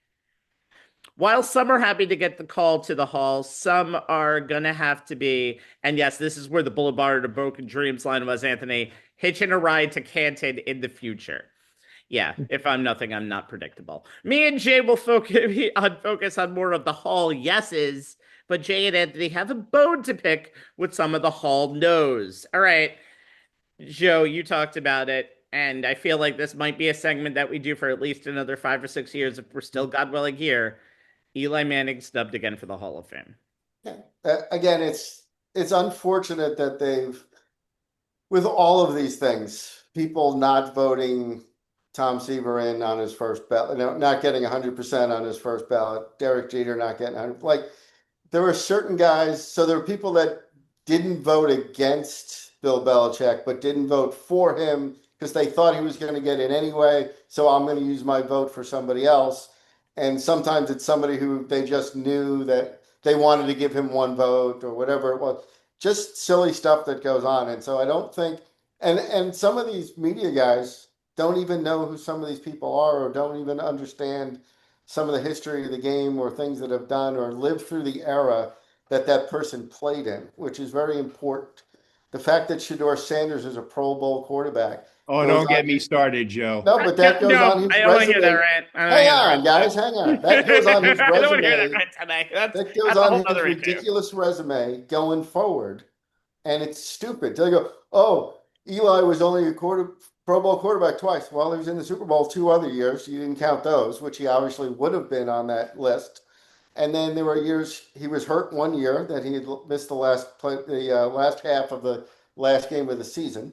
So there are all kinds of reasons why guys don't go to the Pro Bowl anymore. That thing's been gone for 20 years. Yep. It doesn't mean anything. So all of these ridiculous reasons why people don't want people in, and I still think fantasy football ruins it for a lot of guys. Oh, he was terrible in my fantasy football team. He didn't have the stats. Look, Jay's a big stats guy, but he and I can have conversations about stuff that during his time, during his 10 years of being really, really good, and during his postseason runs of being really, really good, okay, he's got 44 fourth quarter comeback or go ahead touchdown passes, the most of anybody in the league except for one guy. He's got the most passing yards in postseason in history. But again, games change, right? I'm not going to give certain quarterbacks a ding because they didn't have a lot of passing yardage in the postseason when they were a run-first team. You can't do that. You can't punish guys for how the game is played. It's like the stupidest argument I heard all week about how LeBron doesn't think Michael Jordan would be any good now because he couldn't play in this type of NBA. Well, he would be 60 watched, years old, so you know. He obviously never saw film of his Lakers team. If he thinks they play at a fast pace now, obviously he never watched James. He never watched film of the 80s, right? Yeah. So again, people say stupid things and they compare it to other stuff. Hey, LeBron, do you know that you take an extra step and a half more than Michael could on any drive to the basket, by the way? Do you know that? Do you know that you can now turn the ball over at will when Jordan's first game in the Garden was there, he got called for it twice. So the game has changed. Plus, you're not on your back after every play because somebody on defense decided to cold cock you and not even get a foul for it. So again, the game has changed. So you can't compare everybody statistically now to people statistically before or whatever. You can only do it at that point. And the fact that some of these guys that haven't been around that long or look at things in a different way, it's ridiculous. But they've ruined everything. So it doesn't matter. I don't even care at this point. I don't even think Eli cares at this point. The fact that guys like Belichick and Kraft go, hey, he should get in before we do. And next year it would be very interesting if Kraft, Belichick, and Eli go in together with Tom Brady, by the way. Brady's not eligible until 2 years from now. Would be the greatest Hall of Fame class ever assembled to have Tom Brady, Eli, and Belichick and Kraft go in at the same time. But they're also doing it by position. We're like, oh, you can only really vote for one quarter. Like I've never understood that nonsense. Yeah. You can only vote for 3 of these 5. Why? Why can't we put 6 guys in the Hall of Fame? Why can't we put 7 guys? Because the show's going to be too long for television? Because the speeches are going to be too long? We don't care. Do it like baseball where they have the Hall of Fame induction in August that no one can go to. because they're all playing ball. So none of the current people can actually go to the ceremony. So those guys are all retired. They love hanging out in upstate New York for hours Yeah. and hours at a time. You can put in as many guys as you want. Don't make this big deal about we have to manage everything to the nth degree, so we're going to leave them out. I think personally you again you can't it they're trying to make it as if you put somebody in, somebody else has to lose. And that's not how it is. I'm not saying that Drew Brees doesn't deserve to be in the Hall of Fame, but that doesn't mean you have to leave every other quarterback out Yeah. from that era. He wasn't the greatest quarterback of that era because he's only been in how many postseason games has the guy even won? He's One won Super in a Bowl. bunch, but he's only been in one Super Bowl and only won Right. one Super Bowl. Yep. So it's sort of like, okay, again, if that's what you're going to do, then Eli beats all of those guys. There's only 6 guys in the history of the league who have been Super Bowl twice, and Bradshaw was one. I mean, there are guys who have been there a lot Right. who have been MVPs twice. Brady's been there 9 friggin' times, he's lost games. The fact that you haven't lost a game at that point either, right? Again, he hadn't been to the playoffs. He has no Hall of Fame receivers. He has no Hall of Fame running backs. He had nobody on that team that anybody even knows. I mean, Brandon Jacobs is like, there's no argument of all those guys. None of those guys are going to the Hall of Fame, and No. they're all good with it. So he made those guys so much better. He made Mario Manningham into a superstar. He made Victor Cruz into a superstar. He made Hakeem Nicks into a superstar. He made those guys into good players. And that's got to count for something. You can't just go at the end of the day and go, oh, he has fourth. Again, the guy threw for 15,000 yards. Guy never missed a game. How do you even compare him to guys that were only played half a season? It doesn't make sense, and it's annoying because, again, the things they bring up as far as Pro Bowls and even Super Bowl MVPs at this point, it's always a quarterback. It doesn't really mean anything anymore. Hopefully sometime somebody gets back to looking at a defensive player and saying, hey, that's the guy that could have been the MVP. I said it before, and everybody always thought it was a joke, but I wrote a long article on it in 2011, and I thought Steve Weatherford could have been the MVP of that Super Bowl because every time he punted, he put them inside the 6-yard line. And that means something. That changed all the play calling, changed the way the defense played, changed the way the offense for New England could play. You have to be able to look at a team game as a team aspect. You can't just make it about one individual. And if they lose the game, it's always the quarterback's fault. It just doesn't work that way. Again, Jalen, guys can be MVPs of games without even winning the game. I'm still from that era. It's possible. But, the problem is they put out like fan votes. They put out in the second quarter. Oh, make a call now for your MVP of the game. I go, the game's not over yet, fellas. Like, even with a few minutes left in a close game, you don't want to do that, right? No. It doesn't make any sense. But what happens? People vote for the person they like. Oh, that guy's dating somebody. This guy's, he's on social media. I know him. It doesn't mean anything. And it's sad. But that's what it's turned into. And again, I think it'll get to the point where he doesn't even care. And, it's. He'll get in. I He'll honestly get in think he'll eventually, get but in. again- I think it's but just a question of when. But also, again, we did this last year, and Jay said to me, he goes, "Oh, it's going to be tough for him next year because Drew Brees is up and so is up." Well, that shouldn't be the problem. No, I agree with you, Joe. And I know. mentioned this on the last show that part of the problem I have with the with the way the Hall of Fame has changed its voting sitting to make things more selective is why the way you've changed the voting process screws over people who are deserving of being in there. I mean, granted, for the longest time, even before they made those changes, it was, well, we shouldn't vote in more than, 2 wide receivers in a single, even if there are 4 of them on the 15 finalists. And I've never understood that. Baseball has never had a problem with that. And one of the things I suggested on the last show with regards to Hall of Fame voting is follow baseball's playbook. You want to have separate committees for modern era, the current, modern era versus seniors committee versus coaches committee versus contributors committee. Fine. Why are you funneling it all into one final vote? Baseball doesn't do that. And you know what? I understand you don't want to vote in the very good. You want to save it for the elite of the elite. But at the same time, you're making yourself, the optics are horrible when situations like this occur. You have guys wind up waiting way too long to even get consideration, and they get backlogged every time somebody who is in the upper echelon from a certain era retires. Mm-hmm. So Mm-hmm. I mean, look, me personally, I said this on the show. I'm going to lean towards players. That's just where my head is at. Mm-hmm. But at the same time, and do I think Belichick got screwed over by certain people who had an axe to grind with him? Bill Yes. Do I think Mm-hmm. certain people held Spygate as a reason? In some people's minds, it's legitimate. In some people's minds, it's not. Do I think some guys held an axe because maybe the way he treated them and, the entire time they were covering his team? Sure, that happens in baseball too. Some people just want to say, you know what, that guy was a jerk to me. I'm not letting him go in on first ballot because it's my last chance to basically say, take Right. that for all the crap you get to me. I don't condone that, but I see where I know it happens. But the Hall of Fame has to change its voting process to prevent situations like this from happening. And if it means you have a year where you have 10 guys across all 4 of these committees go in, so the hell what? Mm-hmm.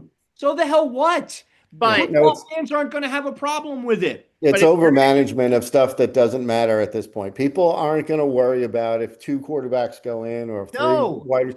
They'd love to see all 3 wide receivers from the old Rams team go Yes. in. They'd love to see that go in. They'd all But love to go in together. So to say this, you're going to say that. D- don't don't complain to me when Andre Dawson makes the Hall of Fame in baseball, or if I'm not. Jack Morris or Burt Blyleven does it. There is a reason why it is called the Hall of Fame.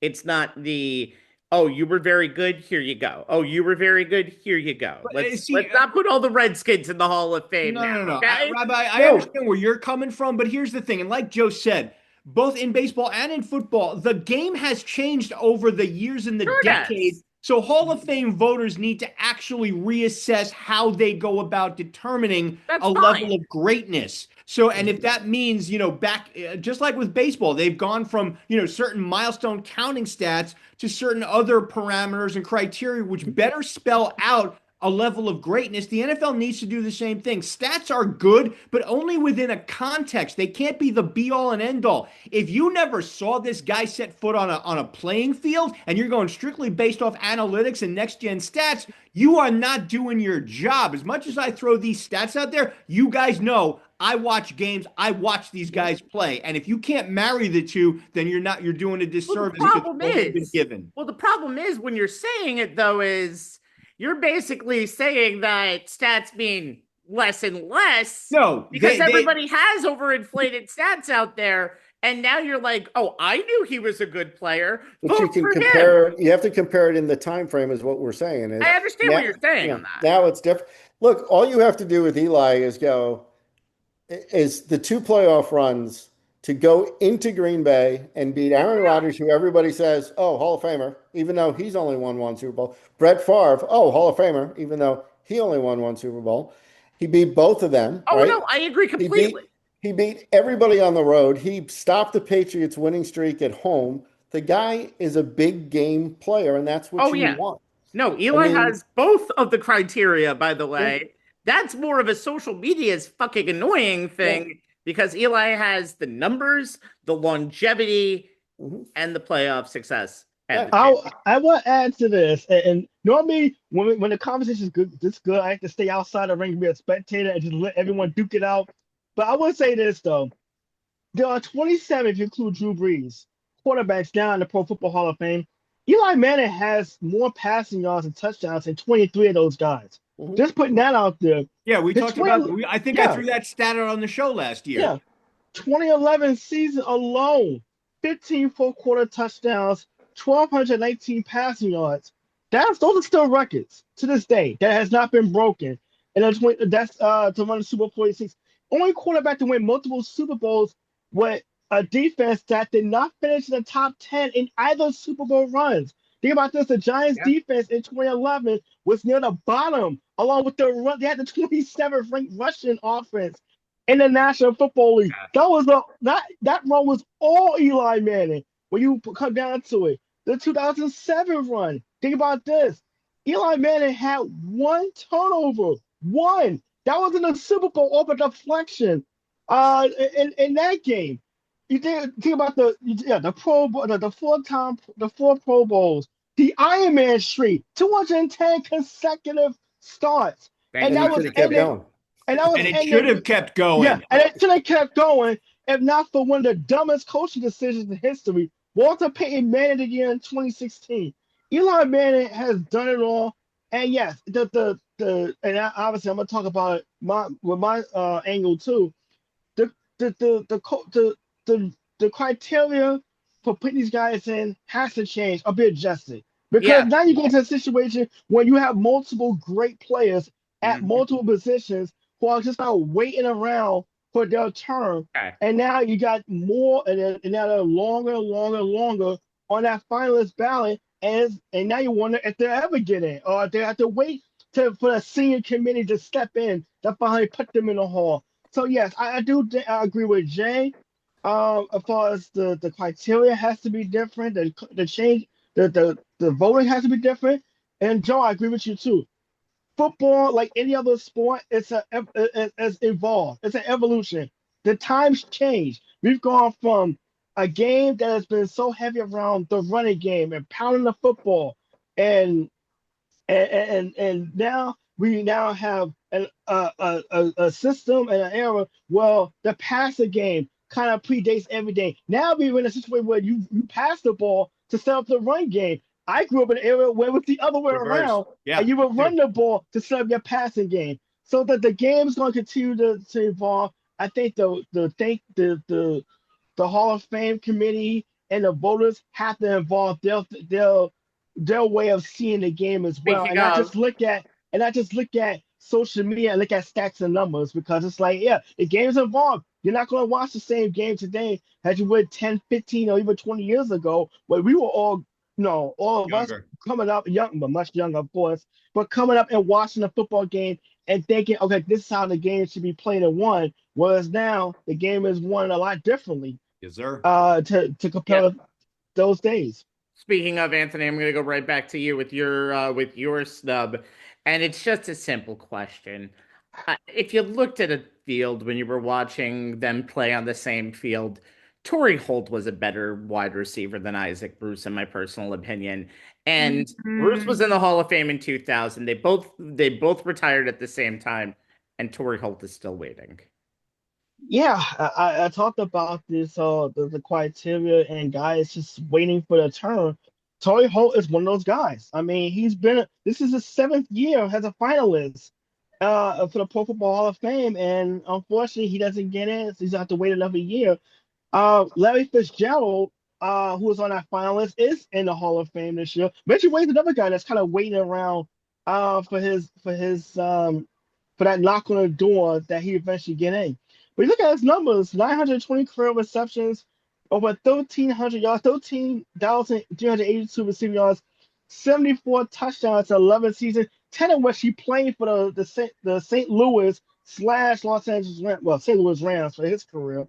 And he was on that 2000 Super Bowl team and named to the All Decades team of the 2000s. 8 consecutive seasons of 80 or more catches and 1,000 yards or more receiving yards. 2023 season, full team All Pro. In 2003, 117 catches for 1,696 yards and 12 touchdowns, and also NFL record 1,300 or more receiving yards across 6 straight seasons from 2000 to 2005. Garnered All Pro recognition 2006. As I mentioned, NFL's 2000 All Decade team. Drafted 6 overall out of North Carolina State.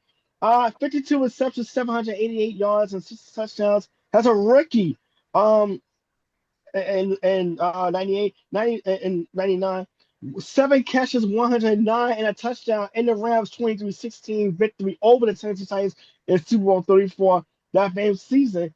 Now, I mentioned some of the days that has kept them out of the Hall of Fame. The log jam at wide receiver. That's been one of the biggest days that has come up quite a bit when you talk about the criteria for the Hall of Fame needing to be readjusted.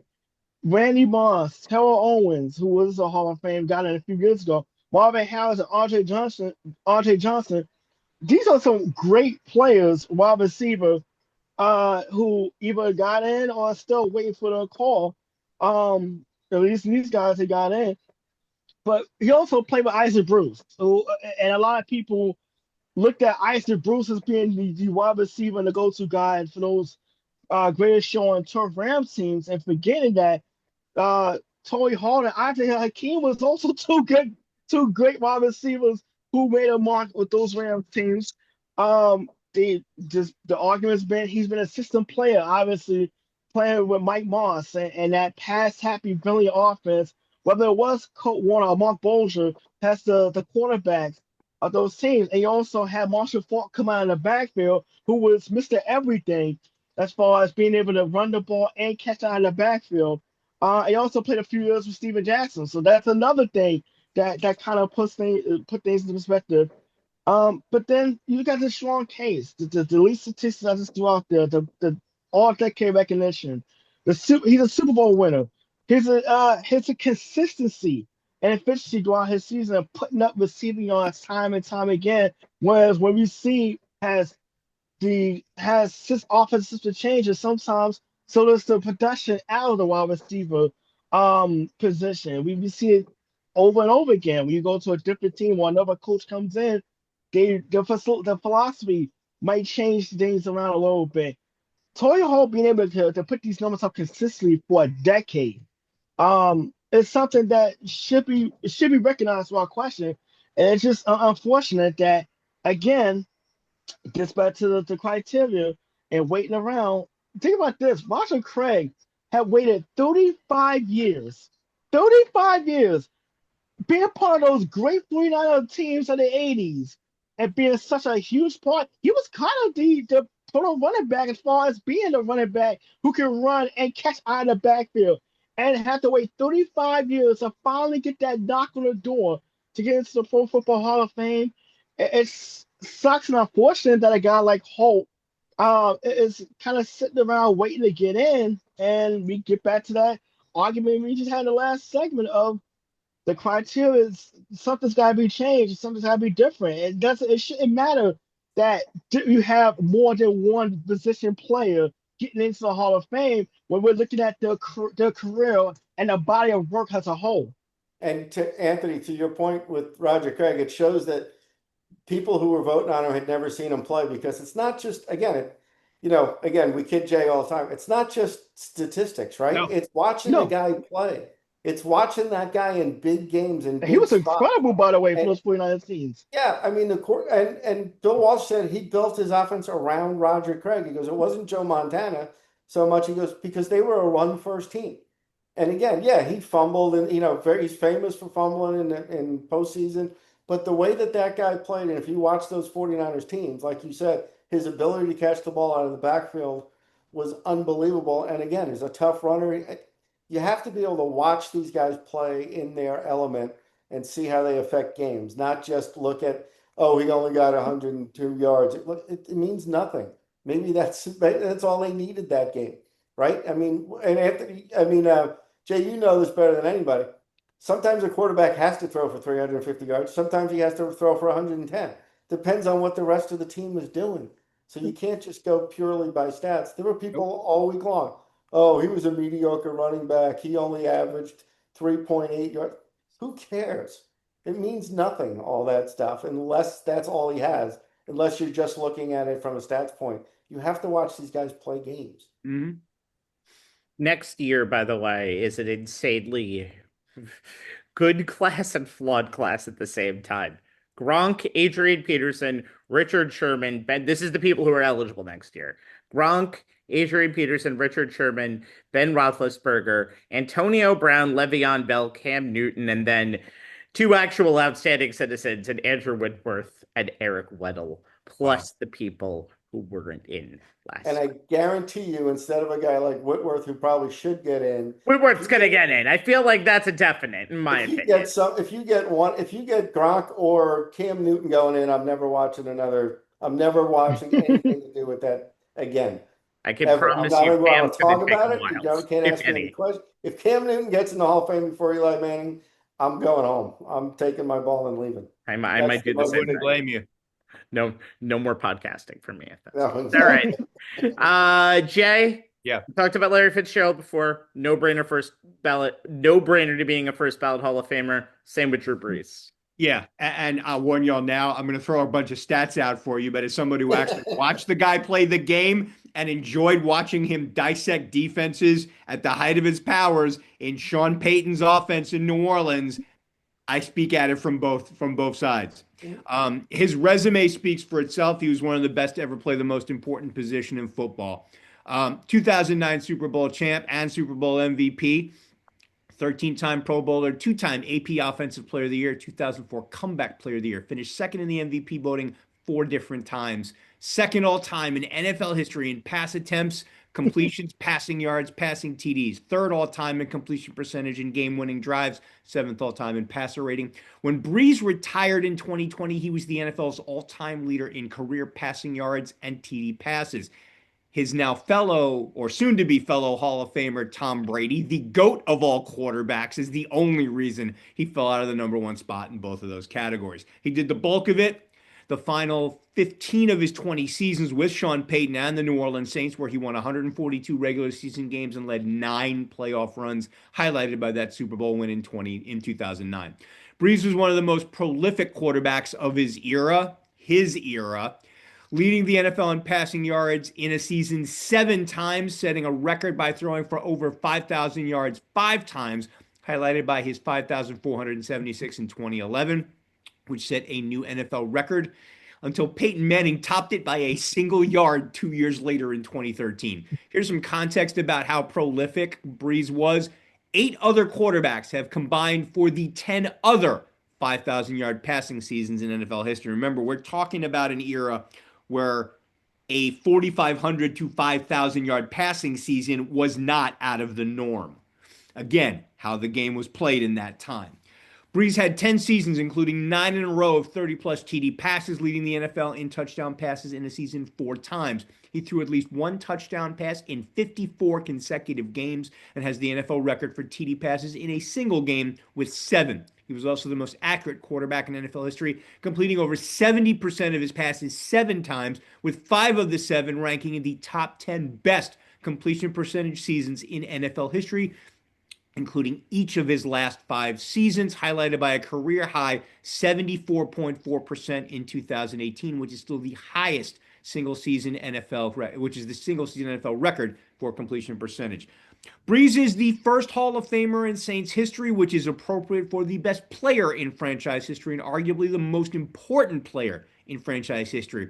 But his legacy with the city goes beyond his stats, awards, and wins. If ever there was a player who was intrinsically tied to the city he played in, it was Brees. His commitment to community service helped the Crescent City recover both physically and emotionally from the devastation of Hurricane Katrina in 2005. It arguably dwarfs anything he ever did on a football field, though what he did on the field in 2006 definitely helped with the city's healing process.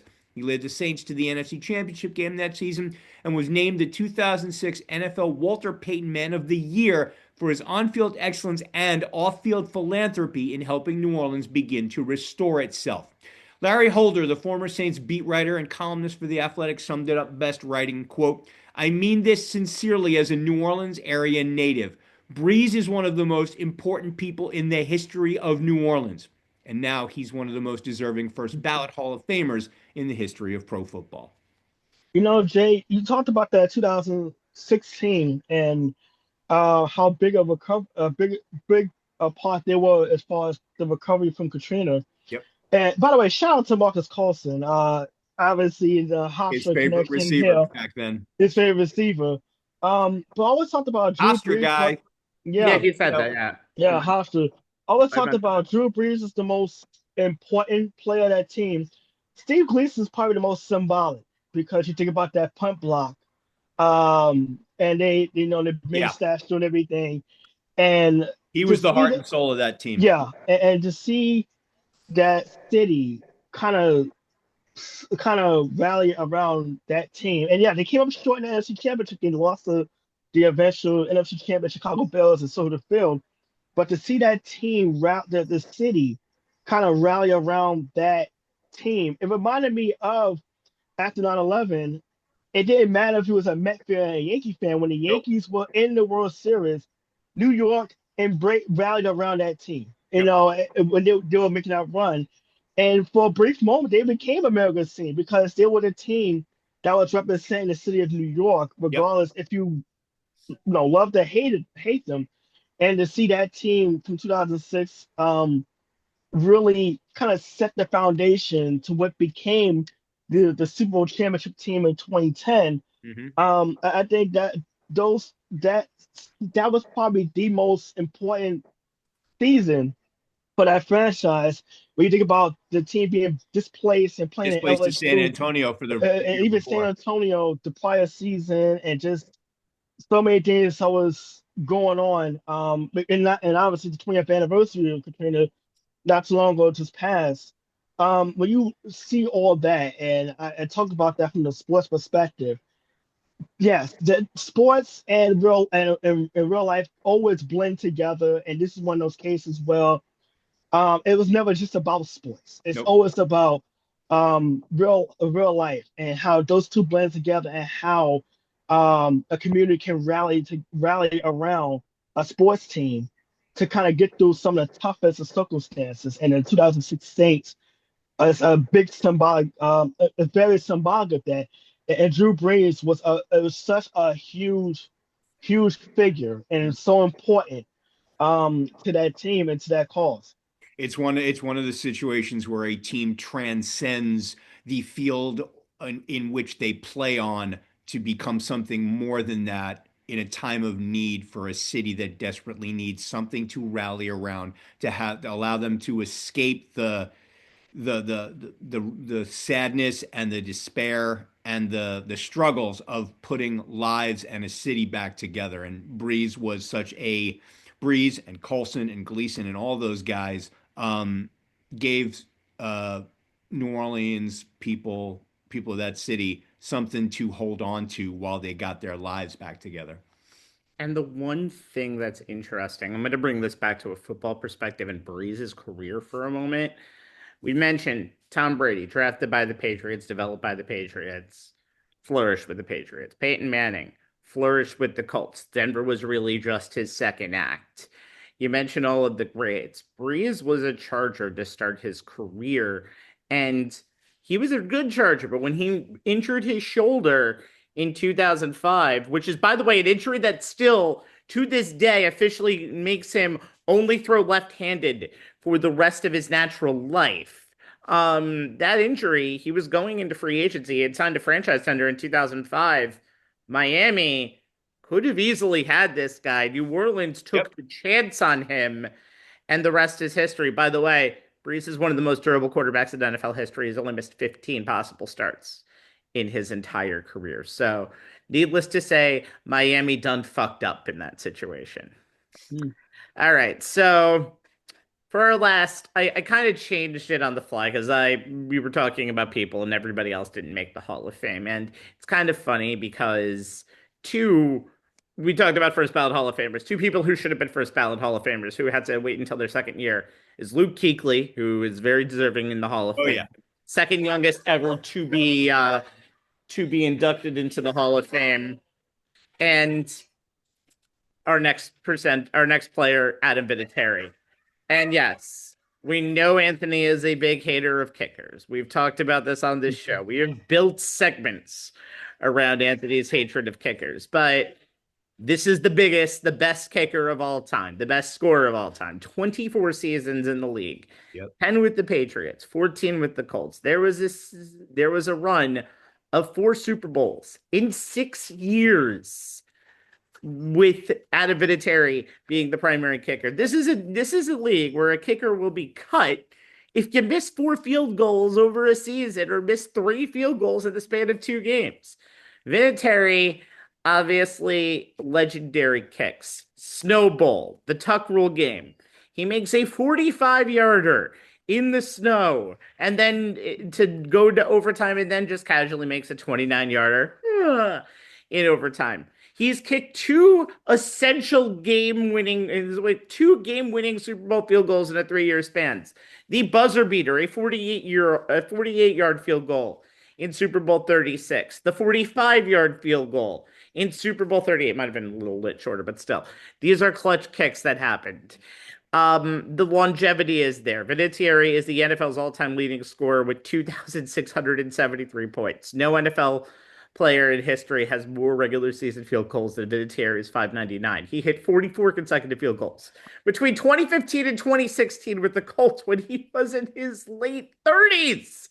No player has had more seasons with 100 or more points scored than Vinatieri, 21. He is the all-time record for most points scored during a postseason when he did it with the Colts in 2007, beating a running back in that position, Thurman Thomas, in his 1991 run was the last one to do it. With the Colts, now with the Patriots, he won all of these Super Bowls, and then he basically had two complete Hall of Fame acts of his career. 10 years with the Patriots, 96 to 2005, 14 more with the Colts. With the Colts only. 205 games. That's the fourth most in team history. And remember, this was his second stop after 10 years. He's the only player in NFL history to connect on at least 250 field goals and 1,000 points for two different teams. There are only 5 players in NFL history who have ever even appeared in a game at age 46 or older. He didn't even have the All-Pro and Pro Bowl honors, only 3 times, 2002, 2004, 2014. But he was named to the All-2000s first team and the NFL's 100th anniversary all-time team. He earned AFC Special Teams Player of the Week honors 19 times, more than any kicker in history. AFC Special Teams Player of the Month 5 times, led the league in field goal percentage 3 times, and won 4 Super Bowls. It's like the relief pitcher in baseball.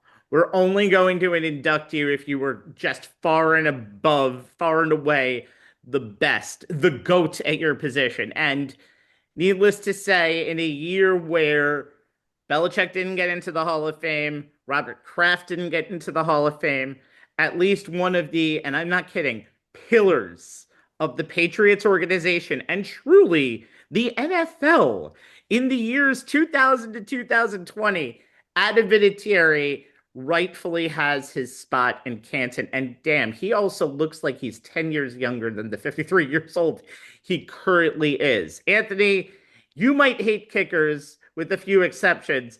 This is rightfully one of them. Oh, yeah. Hey, look, well, first off, it's pretty easy to look 10 years younger than 53 when you're not required to tackle. Oh, come on. You're not still required to do aging. anything. Okay, fine. That means all of us are looking our age Okay.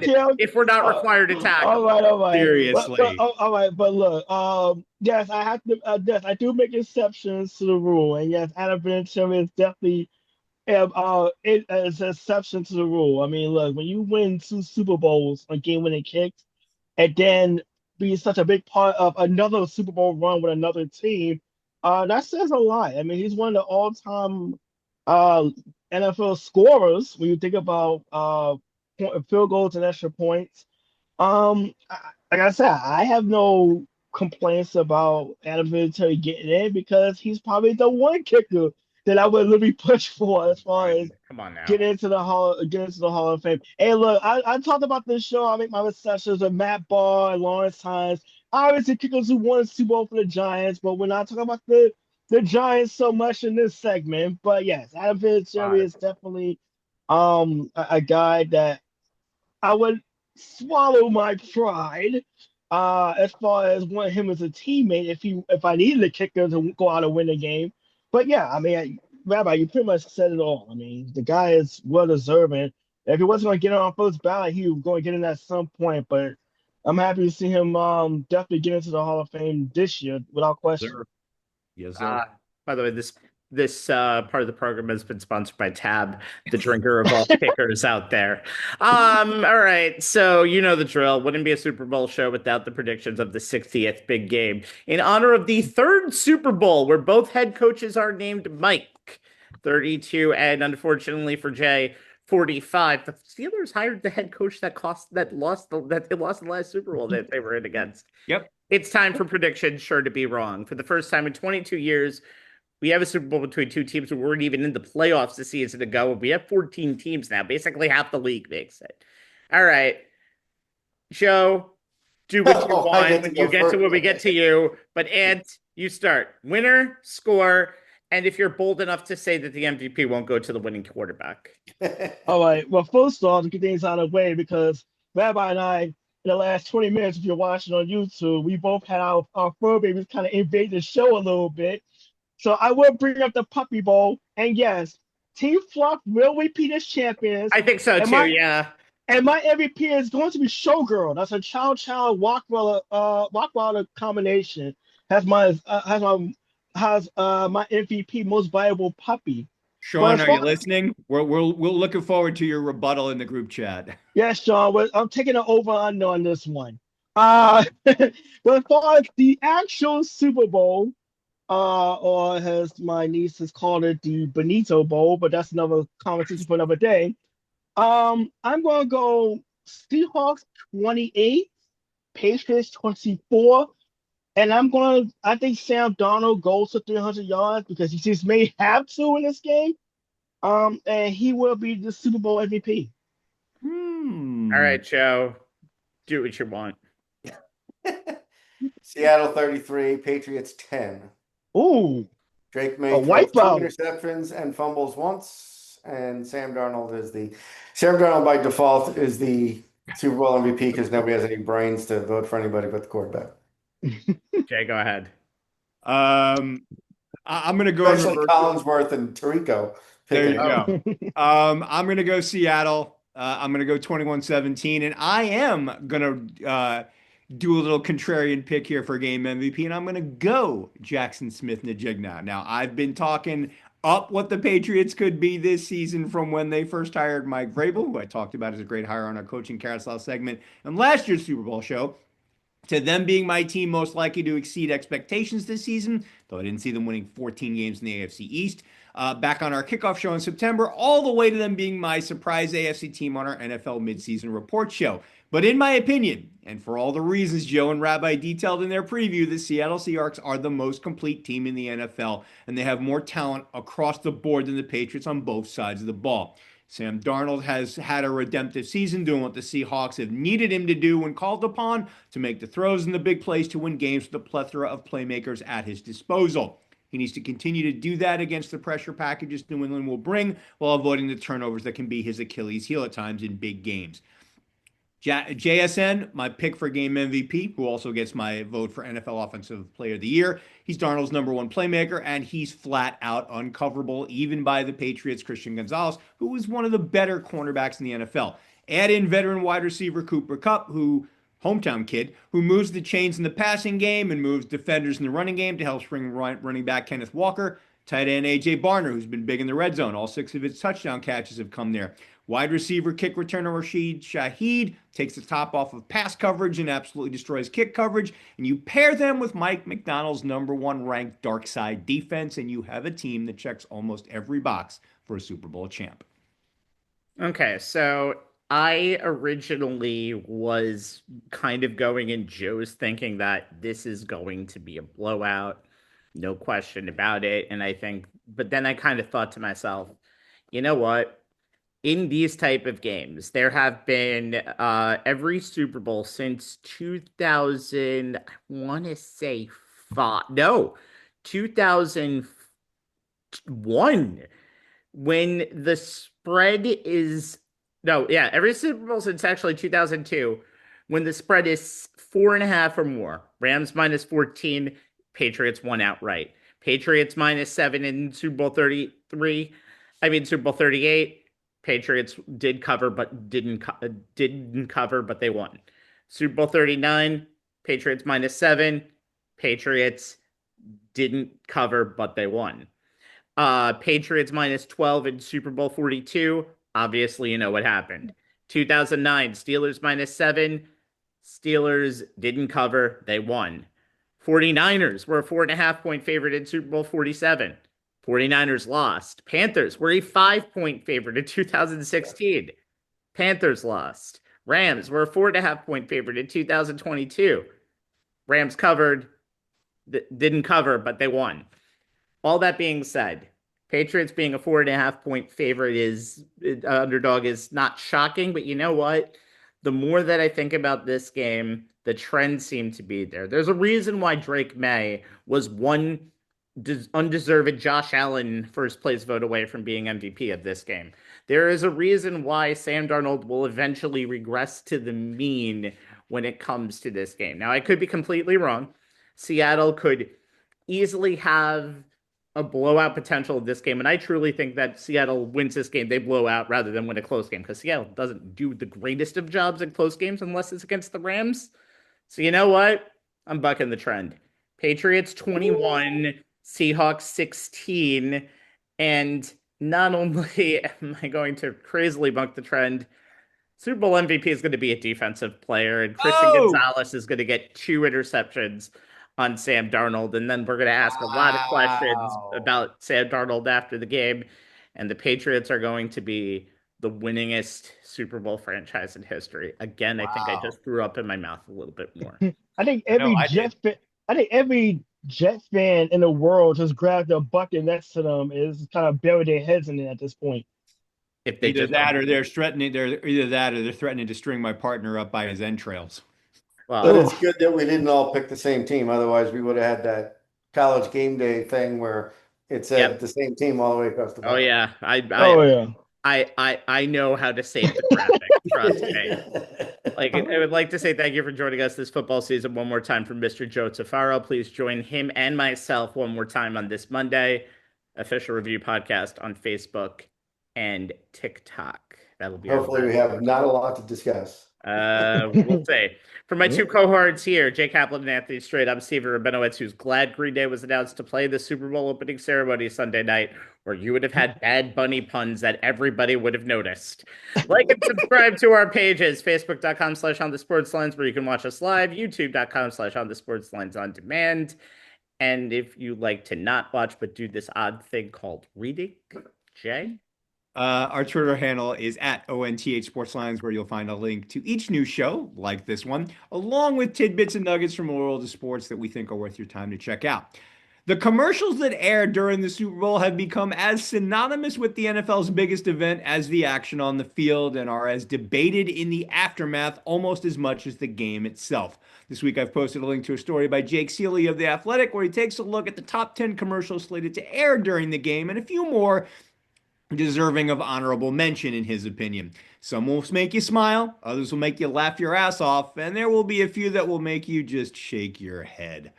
The piece is well done, and it's worth your time to watch. We'll see you next time when the NBA will be in their all-star break, and we'll be talking curling. Get your stone stuff ready, baby. Maybe I got that wrong. Enjoy the Super Bowl. Enjoy Super Bowl 60, everyone. Yeah, everyone. Good night. See you guys.